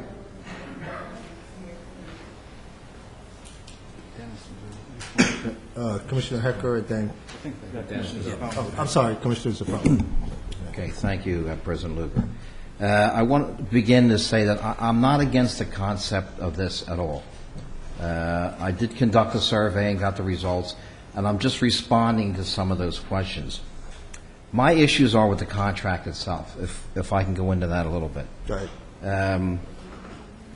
The contract stipulates, they want a contract for 3 years. I just have a problem with that. And I'm going to repeat again the $750 in here that we have to pay this company, this vendor, if Ed's people move the camera, we have to pay them $750. I can't, I don't know what that's all about, okay? Because in here, it states that a camera relocation fee of $750 for any camera relocated by the township in accordance with this section. It's $750. I can't grasp onto that, okay? Commissioner, can I answer that for you? Because Yeah, go ahead. I was astounded by that myself. I couldn't understand that until I found out all of the information about it. And their representative from GATSO is here with us tonight and can answer any of the other questions you have in this. But that one just blew my mind as well. So I checked into it right away. And two things. First of all, it appears that that cost would be able to be used as an expense of the program, and therefore the money would be able to be taken out of the fine. So although we end up paying for it, it would not be coming out of the township's pocket, first of all. But secondly, and more importantly, the reason that they do that is that whenever they're doing a reset like that, there's a tremendous amount of behind-the-scenes computer work and programming work and all that goes into it that actually takes them to have one of their techs come out and spend several days here actually working to be able to make all of that stuff happen. So they'd explain it much better than I would, but that's the reason for it. It seemed actually, when you heard all the things that they had to do to make that happen, in addition, we move it, the physical thing, but there's so much more work that goes on than that, and that's what they're being reimbursed for. But again, my understanding is pretty clear that we would then be able to use that as an expense, just like when we move things or put them up, we can use it as an expense, and it doesn't come out of the township coffers. Okay. Also, I just want to review this, that there's a $4,200 a month fee, okay, per camera per month. Okay. So in other words, the fines, the revenue is generated from the fines, okay, is supposed to cover that, okay? Am I getting that right, or am I? In theory, yes, Commissioner. All right, now, suppose there's not enough money, and again, I'm reviewing this from last week. There's not enough money to cover this. Where does that money come from to pay them in accordance with their contract? The way it works, Commissioner, is if there is not enough money, then they don't get the money that month. It goes into, the calculation continues on, and if for some reason all of a sudden got a bunch of money from the program, a bunch of fines, then it would go back and pay them for previous months. That's not going to happen. Clearly, that's not going to happen. They know and we know that at this point the amount of revenue coming in is going to continue to go down because the number of violations is going down. And that they're just going to have to be satisfied with whatever that amount is. They at no point does the township ever have to pay any money into that, and by that contract that we have, they are agreeing that they will continue to provide that service, with the exceptions of the break-off in the contract, even though they're not getting that amount of money, and really know they're never going to get that amount of money any longer. So at a later point, they can't come back like a change order and say, we want extra money. So there's no point they can come back to us and ask us for taxpayers' money. Well, I'll let our legal authorities answer that question for you, Commissioner, but my understanding is absolutely not, and that's part of the contract. And in fact, it's already happened. Already there's a number of months where it has not met up to the full amount, and therefore they're not getting the full amount now, much less in the future. Now, but we didn't sign this contract yet. Oh, we're still on the old contract. Say again? We're still on the old contract. Correct. But once we sign this contract, okay, so they may not be doing it now because they know that they're getting ready to sign a 3-year contract. Okay? It's the same contract. Same contract. It's essentially yeah, but we're extending this for 3 years. Am I right?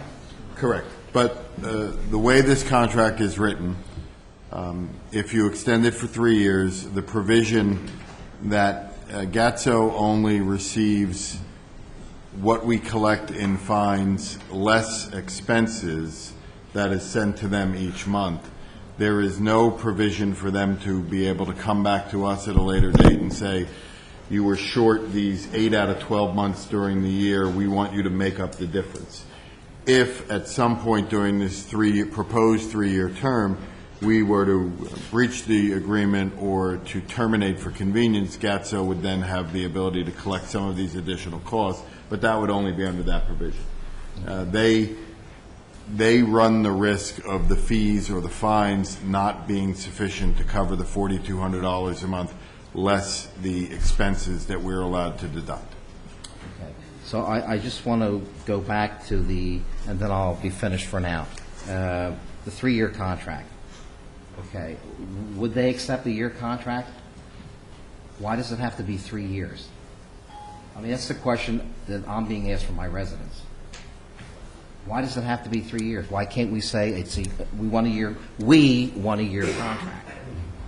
Mr. President, at your pleasure, Andrew Noble from GATSO Incorporated is here, and he can potentially answer some of these questions certainly better than I can. If you'd like to hear from him at this point. How about if you hold off on the questions and Mr. Noble? Okay, Larry? He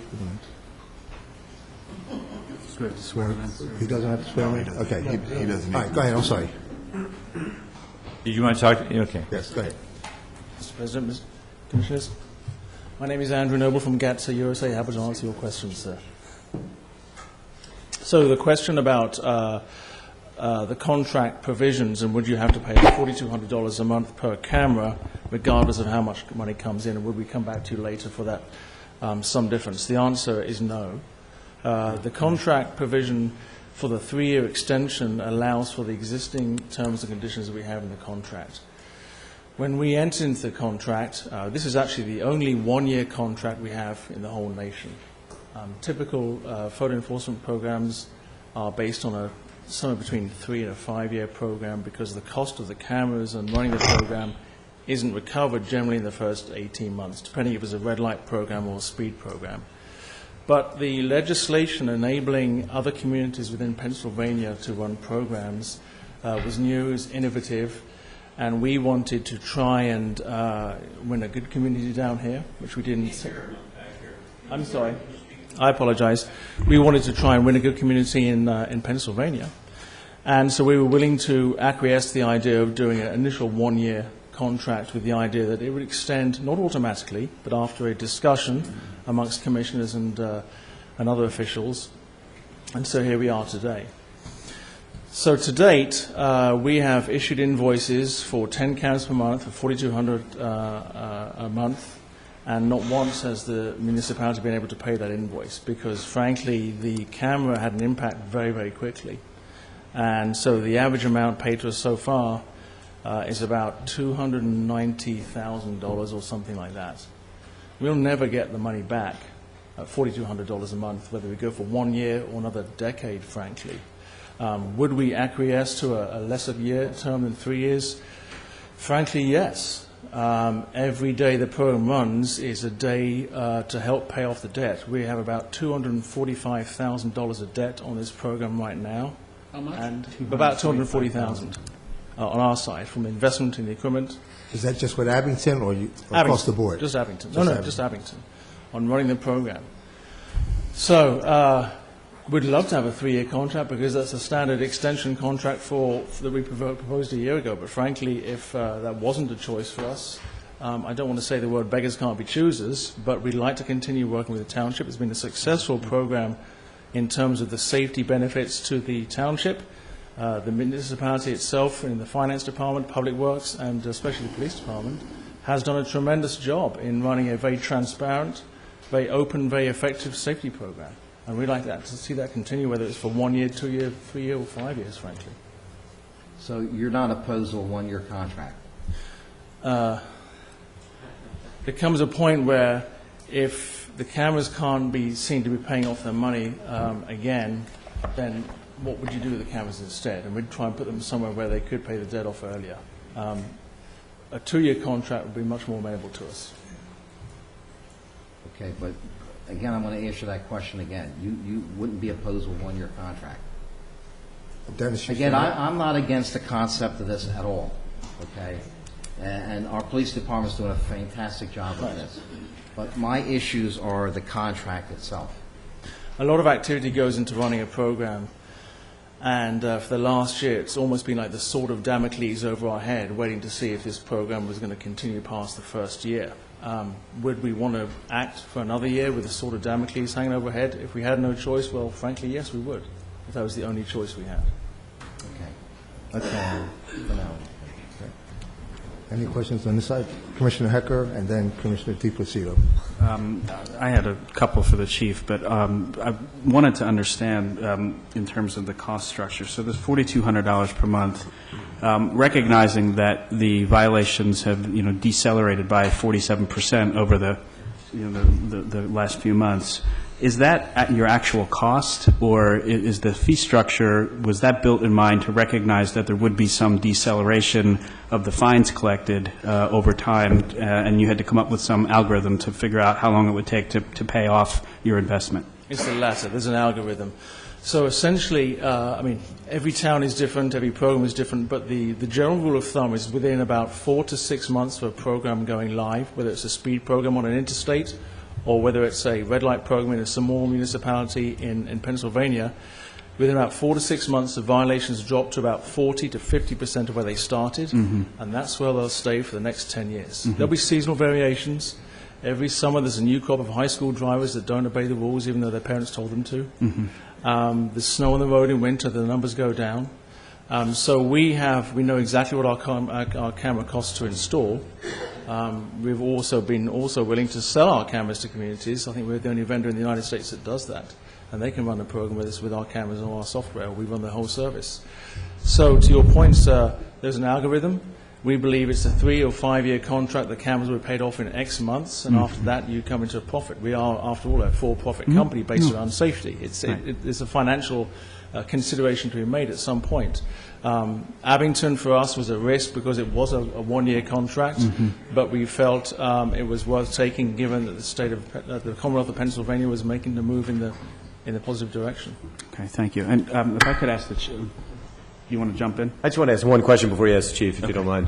So what your total investment is $294,000 to install the cameras, correct? No, that's about no. It's so there's two costs with installing a program. One is the physical cost of a camera. Yeah. And unlike the best camera you can buy at Best Buy is about $1,500, our camera's about $46,000 each. $46,000. Then you've got to install the camera. So you've got to dig a hole in the ground, pour some concrete, add a pole. Pole is very cheap, $1,200. Public Works could tell you that. But the permitting, the construction is between $15,000 and $20,000 per camera. So you have those costs. Then you have server costs. Then you have the cost of actually mailing the citations, running the contested hearing databases, and all of the other administrative work. So what are those costs? I'm just trying to understand your investment. Because that comes out to be $61,000 per camera. We have, what, 3 cameras? 10 cameras. 10. Oh, we have 10 because you have, okay. All right, so you're talking, so your total investment in the township at this point? I'm just trying to understand your cost structure. It's literally 10 times the 46,000 plus the 15 each, so you're taking it $610,000? Oh, wow, okay. Good. Okay, Tom, will you finish? No, but I think others want to ask Mr. Knowles some questions. Actually, Commissioner Markman asked one of the questions I was going to ask. I want to clarify something that you said. You said the cost recovery doesn't occur until the first 18 months, after the first 18 months? To some extent, when the day we go live, we suddenly have a net deficit on the books of, let's say, for ease of maths, $500,000, because we've paid for the cameras, we've paid for the construction, and we're live. We're paying that $500,000 off one violation at a time. After the municipality has taken its cost out of the program, the net funds come to us. Those net funds have never amounted to pay the invoice of a month, the $4,200 a month, which was the algorithm used to, after a certain amount of time, will be in the black as opposed to be in the red. We're always going to be in the red in Abington. Our hope, though, is that Abington's program is a flagship for the rest of the Commonwealth, and here's why. About a year and 3 months ago, when the chief enrolled the program, he gave a presentation here during the day when the cameras went into warning period. A bunch of people turned up, and he stated that all eyes on Abington, because this is the first municipal program to go live outside of the city of Philadelphia. And a lot of effort's been put into how this program is advertised, how this program's been operated, how it's been run, the transparency, the court hearings, in every facet you can imagine. A lot of effort's gone into it, primarily on the part of the police department, of course. And so, whilst we know we'll never make a profit on this program, our hope is that the success of the program in terms of the way it's been managed and run and the enforcement benefits that are brought will be an advertisement for our company and our services to other municipalities and frankly, in the Commonwealth. The question was asked earlier, I think, by yourself, Mr. President, about how many municipalities are doing this. 17 had the approval, or 17 more can do it. 3 showed a strong interest about the time you did. 1 issued an RFP to another company and selected another vendor. Did not go forward with the program because I honestly believe that everyone has been looking at Abington to see how your program performs to decide are they going to take their next step.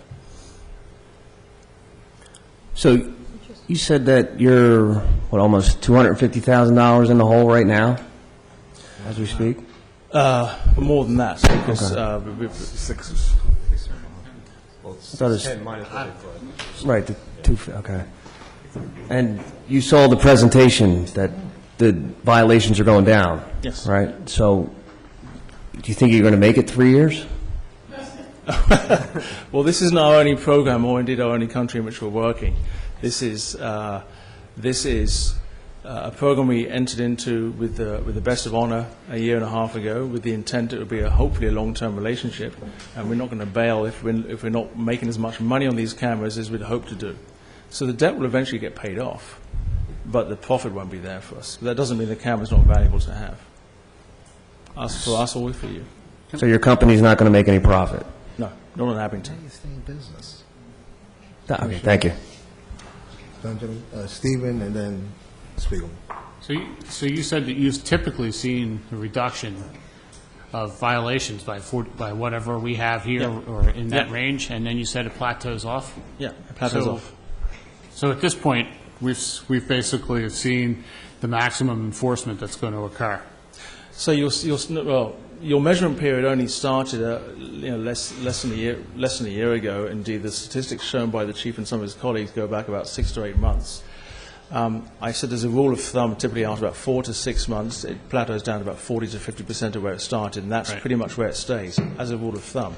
Now, if you are a commuter community, in other words, you have a lot of people going through your township on the way to a bigger city nearby or bigger industrial complex, then you have consistently new people driving your roads who may not be familiar with the photo enforcement being there. So the enforcement continues to be effective, but for a different crop of drivers every week and every month and every year. But the numbers never go to zero. But your data is showing that what the reduction we've seen already is on typical setup is we've reached the maximum enforcement we're going to get out of the red light cameras. You've reached the ambient level of enforcement I would expect to see from a community of this standing, yeah. Okay. But it doesn't mean you're not enforcing new people all the time. Right. And I'll go back to the question, or I'll go back to a comment on what Commissioner Markham talked. I don't get your numbers. I mean, they're all over the place. At one point, we were talking about $245,000, then we're talking about $600,000, talking about $500,000. I don't get your numbers, and quite frankly, I don't believe the numbers. I don't see how the cameras cost that much money to put in. I mean, are you including your own profit in that whole thing, or? I mean, I just don't get the numbers. So typically, the cameras we install are more than just a camera. It's a complex piece of science equipment using all sorts of technology within it to measure and image a car doing what it shouldn't be doing. It's more than just a camera. And the cost of that camera is about $40,000. And then you have the additional bits and pieces that go into some of it as well for the communications devices. It ends up being about $45,000, $46,000, depending on the type of installation it is. So it's less. So it's $450,000. Commissioner Spiegelman. Mr. Noble, I if I'm understanding correctly, this Gatso's program here in Abington is, in effect, a rather expensive billboard for what Gatso is able to do in the Commonwealth of Pennsylvania and perhaps throughout the United States. Is there a point, if this is a question you're at liberty to answer, or if it's decisions even been made, is there a point at which Gatso will decide we're not going to get the additional business and thus the additional revenue we thought in Pennsylvania? Other municipalities are, for whatever reason, going with other companies or deciding to not move forward with red light camera programs. So we are going to pull out. It was a noble experiment. It didn't work. And if so, when might that point be? Would it be a decade? Has that decision been made? Is that factored in? I know I'm asking for corporate secrets here, but feel free to reveal them to me. We've never pulled out of a program. Some programs have created less revenue than we would have anticipated. And as I said before, there is a financial consideration when we first enter into a contract. And if we got our sums wrong, then we got our sums wrong. It doesn't take away the spirit into which we enter the contract or us wanting to see the contract out to its end. We've never pulled away from a contract, not once. I can't imagine we would do. The point I made to your colleague, the Commissioner, was that the longer this goes on, within the 3-year term, because that's all we're talking about tonight, the more chance we have of recovering more debt that the cameras currently owe to us. But I can't believe we get to a position within a 3-year period where we say, we're tired of this, we want to pull out. That's not what we're about. Of course not. I mean, we're the poster child for red light cameras in Pennsylvania. We're the poster. We're the actual poster. So, of course, you're not going to back out. Commissioners, you finished, John? I am indeed. Thank you, Mr. President. Thank you, Mr. Noble. Commissioner Zapone. Just a question I want to throw out there. Let's just say, okay, that this does not go through. Okay, would we be responsible for that $250? No. No, it's a no-loss contract. There's no way, and your solicitor will tell you that we come back to you and say you owe us remaining X amount of dollars. Okay, thanks. Commissioner Jones. And at the point at which, whether it's in 2 weeks, 2 years, or 2 decades, that you pull the cameras out, just so I'm clear, there's no cost. Where's the cost? Who pays for pulling the cameras out? And then, We do.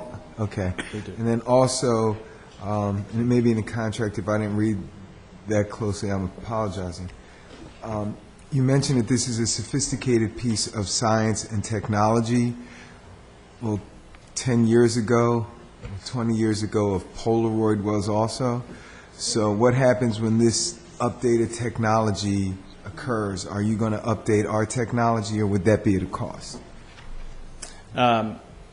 So the T-Series solution you have now was just released about 18 months ago, and there are continuous software upgrades and firmware upgrades to the product, as there are with many of the smartphones that I'm sure you're all using here tonight.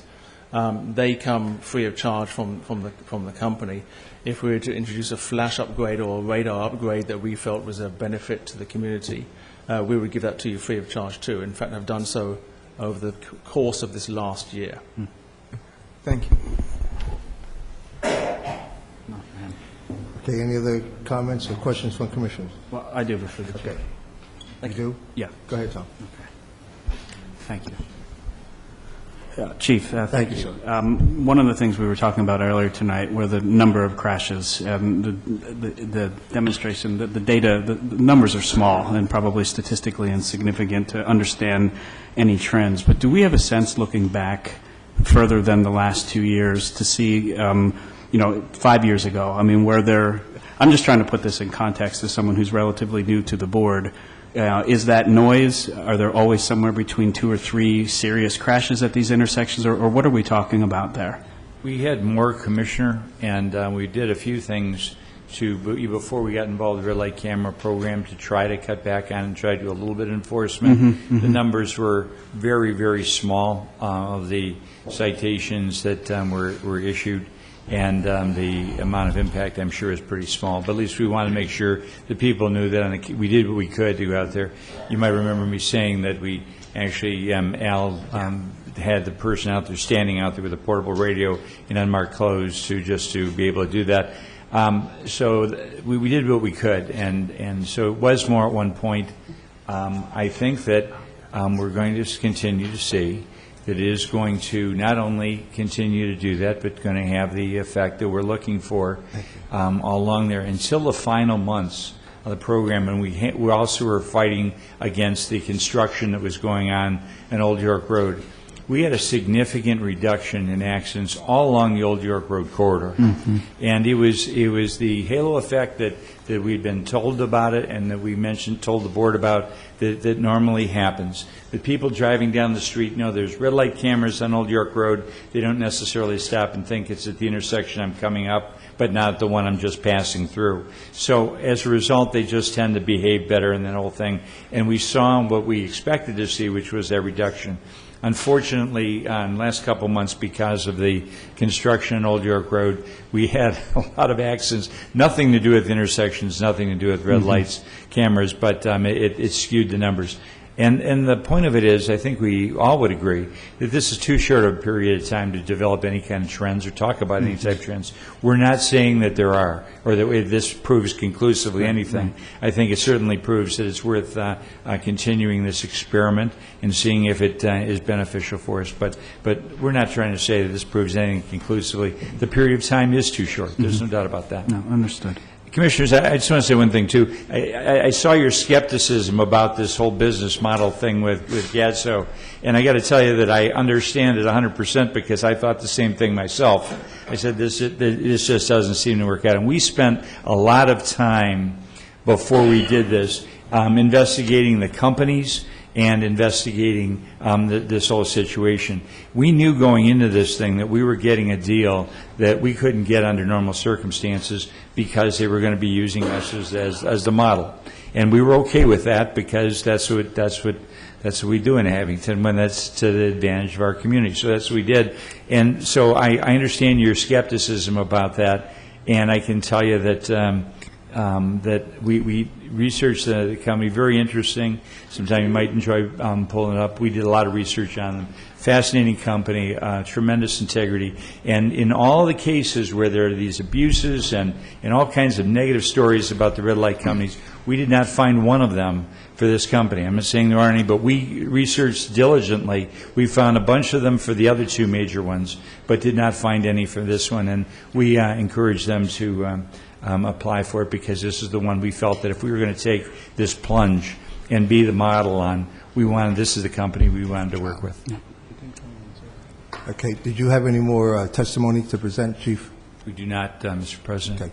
Are there any more questions of commissioners? Okay, Commissioner Hecker and then Commissioner Fenton. Earlier, Officer Freed was going to share some information about the data about Lycoming Avenue, and I was wondering if I know we have a number of residents from my ward from Lycoming Avenue who are here tonight. I was wondering if you could present that.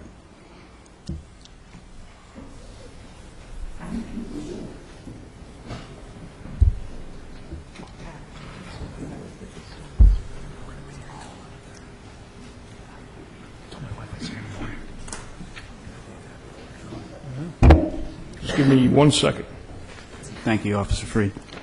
While you look for that, Nathan, what I'll do is we'll break because there are a number of residents who signed up to speak on this. So as soon as we finish with the questions from commissioners, we'll take a short recess. Okay. All right, go ahead, Officer Freed. All right, Commissioners, in reference to Parkview and Lycoming, starting back in August, I sat there several times during the rush hour, especially the evening rush hour and the morning rush, because there was a concern about cut-through traffic there. That intersection poses some difficulties. Indeed. So in response to that, we really couldn't put the survey boxes out like we normally do. We actually had to sit there and count cars as they go through. During that period of time, there was some traffic that came through. However, most of that traffic came southbound from the Welsh Road area or the Moreland Road area. There was some traffic, and most of that traffic, once it got to Lycoming and the Parkview area, cut back into the neighborhoods. So whether they went into the neighborhood and then out to Welsh Road on some other side street. That was very difficult to keep track of. So basically, we just kept the numbers of cars coming in each direction. Also taking into account that there's a four-legged intersection there. Right. Well, actually a five-legged intersection. So a majority of the traffic came from the northbound direction heading south. There was also cars that you looked at that you thought might have been cut through, but came off of Old Welsh to up Lycoming to Parkview and actually went into the vitamin shop and also the gas station there at York Road. So even though you would think that is cut-through traffic, that's not cut-through traffic as, it's defined. So the one detail I did, there was a total of, it's like 16 cars in an hour at that intersection. 3 in the westbound direction, 5 in the westbound direction, and 4 each in the north and the south. And that would have been on August 29th of 2014. I did another one in December of 2014, or I'm sorry, November of 2014. There was a total of 60 cars. 24 of those, again, were in the southbound direction. 12 were in the eastbound, coming into the neighborhood from York Road. 8 were westbound and 6 were northbound. The last one I did was actually on September 4th. I sat there at 8 o'clock in the morning for an hour, and there was a total of 32 cars. Again, 12 of those came southbound. 4 of those were northbound. Or I'm sorry, 12 were northbound, and 5 were eastbound. There were no westbound cars at that time. So the numbers are relatively small in that 1 hour rush hour period. Cut-through traffic, just so everybody knows, is defined as the roadway has to have an average daily traffic total of at least 1,000 cars a day, and there has to be a total of at least 100 trips one way on a roadway to be considered cut-through traffic. So in all those cases, even if you, I'll use a Westchester word, extrapolated all those numbers out, you probably wouldn't have reached those totals on either of those days. So, Thank you, Officer Freed. Commissioner, I have to say to you and to the citizens on that street, there's a whole bunch of people in the audience here today that wish they only had 32 cars an hour driving through their street and during rush hour. So obviously, that's a pretty small number, actually. Thank you. Commissioner Farron. Thank you, President Luker. Chief, I have a number of hesitations, philosophical hesitations on red light cameras in general, which we don't have to get into. It's been a long enough night. But there is an issue at those intersections. There's no denying that, and this is a way to go ahead and try to address that issue. I'm sorry, speak a little louder. Obviously, be concerned about safety. And at no point have I doubted the ability of you or the police department to run this the way you said you would, and I think you've proven that, especially with, you mentioned earlier, some of the national pressure coming down, and I think we've all received some of those emails, and I don't have any doubt that you've answered a lot of those overly pretty well. But the thing for me that we keep talking about seems to be the number of citations, which I frankly don't really care about. I'm more concerned with the number of crashes, and the number of crashes you mentioned earlier, the threat was that they were going to go up significantly, and in fact they were down 7%, which is great, but to me that's not a significant enough decrease necessarily to justify the red light camera. And the concern for me is that we don't have, and please correct me if I'm wrong, we don't have any other methods within the township to compare that data, which is admittedly a short time period to get those numbers. So we don't have any checks on other intersections or these intersections previously, whether we have timers on the stop signs, whether we have the yellow extended lights, we have any of those numbers. And if we do, I would love to hear some kind of a comparison between the effectiveness of the red light program versus extended yellows versus timers, specifically in Abington, if we have that. And if we don't, I'd like to see that one way or the other. If we have this program go through, I'd still like to see some other comparative method to find out which is going to be the best fit for us. Sure. And absent that comparison, and with the shortened time period, to echo Commissioner Zapone's, I have concerns with signing a 3-year contract based on such a short amount of data that we really have going forward. Is there something we can do to address some kind of comparison moving forward? Yes, Commissioner. I'm going to have Officer Posey give you a couple of other intersections to give you just the data for those, to give you an idea of the situation. But are they using? I'm sorry. Are they using the extended yellows or the flashing timers? No. So that's on it. We don't have any other method to evaluate. We can, we talked about extending the yellows a while back, and that's been kind of misconstrued on this whole thing. We are open to doing that. Right. Obviously did not do that during this short time period. It was too short a time period to do a complete evaluation on it with just one variable. You certainly didn't want to do two variables at the same time, because then you'd have no idea which one was working and doing what. At some point in the future of doing that, the only caveat is that when we first approached PennDOT about that, and we did ask them about that, they were not very supportive of the idea. They didn't say a flat-out no. Right. And I'm willing to go to them again in the future and talk about that, because if we can make it safer by that, we certainly would do that. Sure. But there's reasons why they're not in favor of it, and so that's why we felt to do the thing would be to do this, find out whether we got some good results from this, and then either way, in the future, try some other things as well. I would like to try them in augmentation. In Philadelphia, in the study in Philadelphia, that's exactly what they did. They did the red light cameras, and then they did some extension of the yellow lights in some of the intersections. Mm-hmm. And they got better results with both than either of them by themselves. To do that, however, to do that experiment, we're going to have an extension of the program so that we can do that. And if you decide to do that, I promise you that if PennDOT gives us the authority to try some different things with the length of the yellow lights, that we'll do that, because all we're trying to do is make the community safer. Sure. And do you have a guesstimate on how long of a timeline we would need to implement that complementary program? Because if we're going to sign a contract where we're going to extend it a year or 2 or 3 years, we would need to know. We could conceivably get this done within a year or 2. The board should feel free to work out whatever you're comfortable with, and we'll work around that. We want the board to be comfortable with whatever you decide on that, and we'll work around that. If it's a year contract, we'll figure out what we can do in that time period. We want to have a decent amount of time, though, in that first block of time to determine get the real numbers for the red light cameras. And if we get to that within the first year or not, I'm not sure. But then if there's a second year added on, or if you extend it again, that's the board's choice. But we'll talk about those things like we always do. Right. If there's a way that you want it done, a specific way you want it done, we'll talk about that and we'll get it done. It's just that we need to know that you can't, as all of you know, you can't do two variables at the same time and determine what's causing what. You have to not do at the same intersection, but we could do it at different intersections. Is what I'm saying. We could put the red light cameras if we kept them at these 3 intersections. If we, Officer Friedenposi could figure out a similar intersection and then install the other device or other system, that would give us some kind of a comparison. Because you're right, at the same time we can't do it, but we have multiple intersections that we could in some way find some kind of comparative data. Like always, we'd be happy to work with you on that, Commissioner. Okay. Thank you. Mr. Jones. Chief, question to that?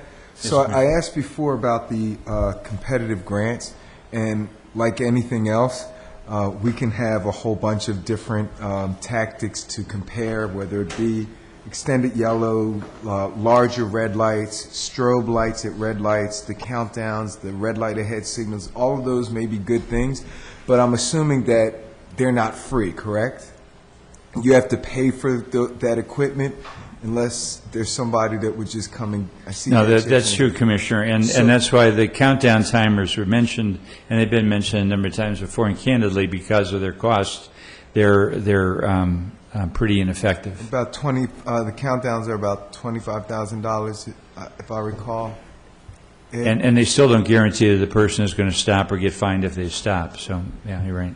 But my thought would be if there are any other interventions, good word? Sure. Or tactics that we could utilize, that one of the things we may want to do is look at PennDOT, that pool of grant money that they have for competitive grants for traffic safety, and maybe it would be a good idea if there's money out there from Philly that they generated to PennDOT to say, hey, look, we'd like to apply for grants. Now, that might not fit within your time frame, but that might tend to help us be able to do some of these additional interventions to compare them. Commissioner, Ed Mickle already has some grant proposals in that would use some of that grant money to do that. He's already on top of that. And they're not guaranteeing us. They're not guaranteeing us anything, but I certainly guarantee you this: that we're going to have a much better chance at it than people that haven't given this a try. They've indicated that to us, and they say they can't promise us anything or guarantee it, but certainly that's going to be something that that they would consider doing. And then one final thing, so if, and I'm pronouncing it, it's it's GATSO. GATSO, GATSO. If GATSO is recognized that we're kind of like their loss leader and they want to come into Abington because that may be entree into other municipalities in the state because the entire state is looking at us, then potentially there may be some state dollars in excess to grants that might say, if you're the only community, and I don't know how we would access those, but if we are the only community with red light cameras, maybe the state would like to study us and give us some additional money. I don't know, Michael, if that happens often. I've not heard of that, but... I mean, you never know. But money's money. Mr. President, Did you we've want got to respond those... quickly to that, Chief? I'm sorry? Did you want to respond quickly to that, because we want to take a break? Yes. We obviously are looking forward to that, and like you said, Ed's already on top of that and way ahead of the game, like he usually is, and so that's happening. I've got also the, Officer Posey has a couple additional statistics about other intersections that might be helpful to your comment, Mr.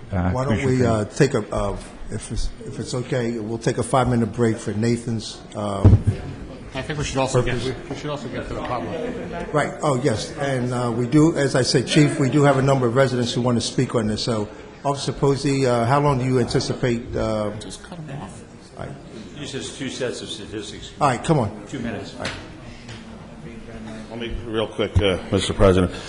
We did look at other intersections besides our 3 red light camera intersections between August of 2014 and June of 2015. We also looked at Susquehanna, Edge Hill, Easton, and Welsh, and York and Township Line. During that time period, there was a total of 45 crashes at those locations compared to 24 crashes at our 3 red light intersections. So you can look at some of the other major intersections and see how many crashes we do have at those other intersections.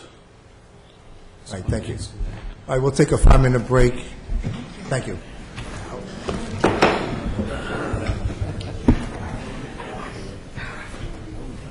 That's out of the question.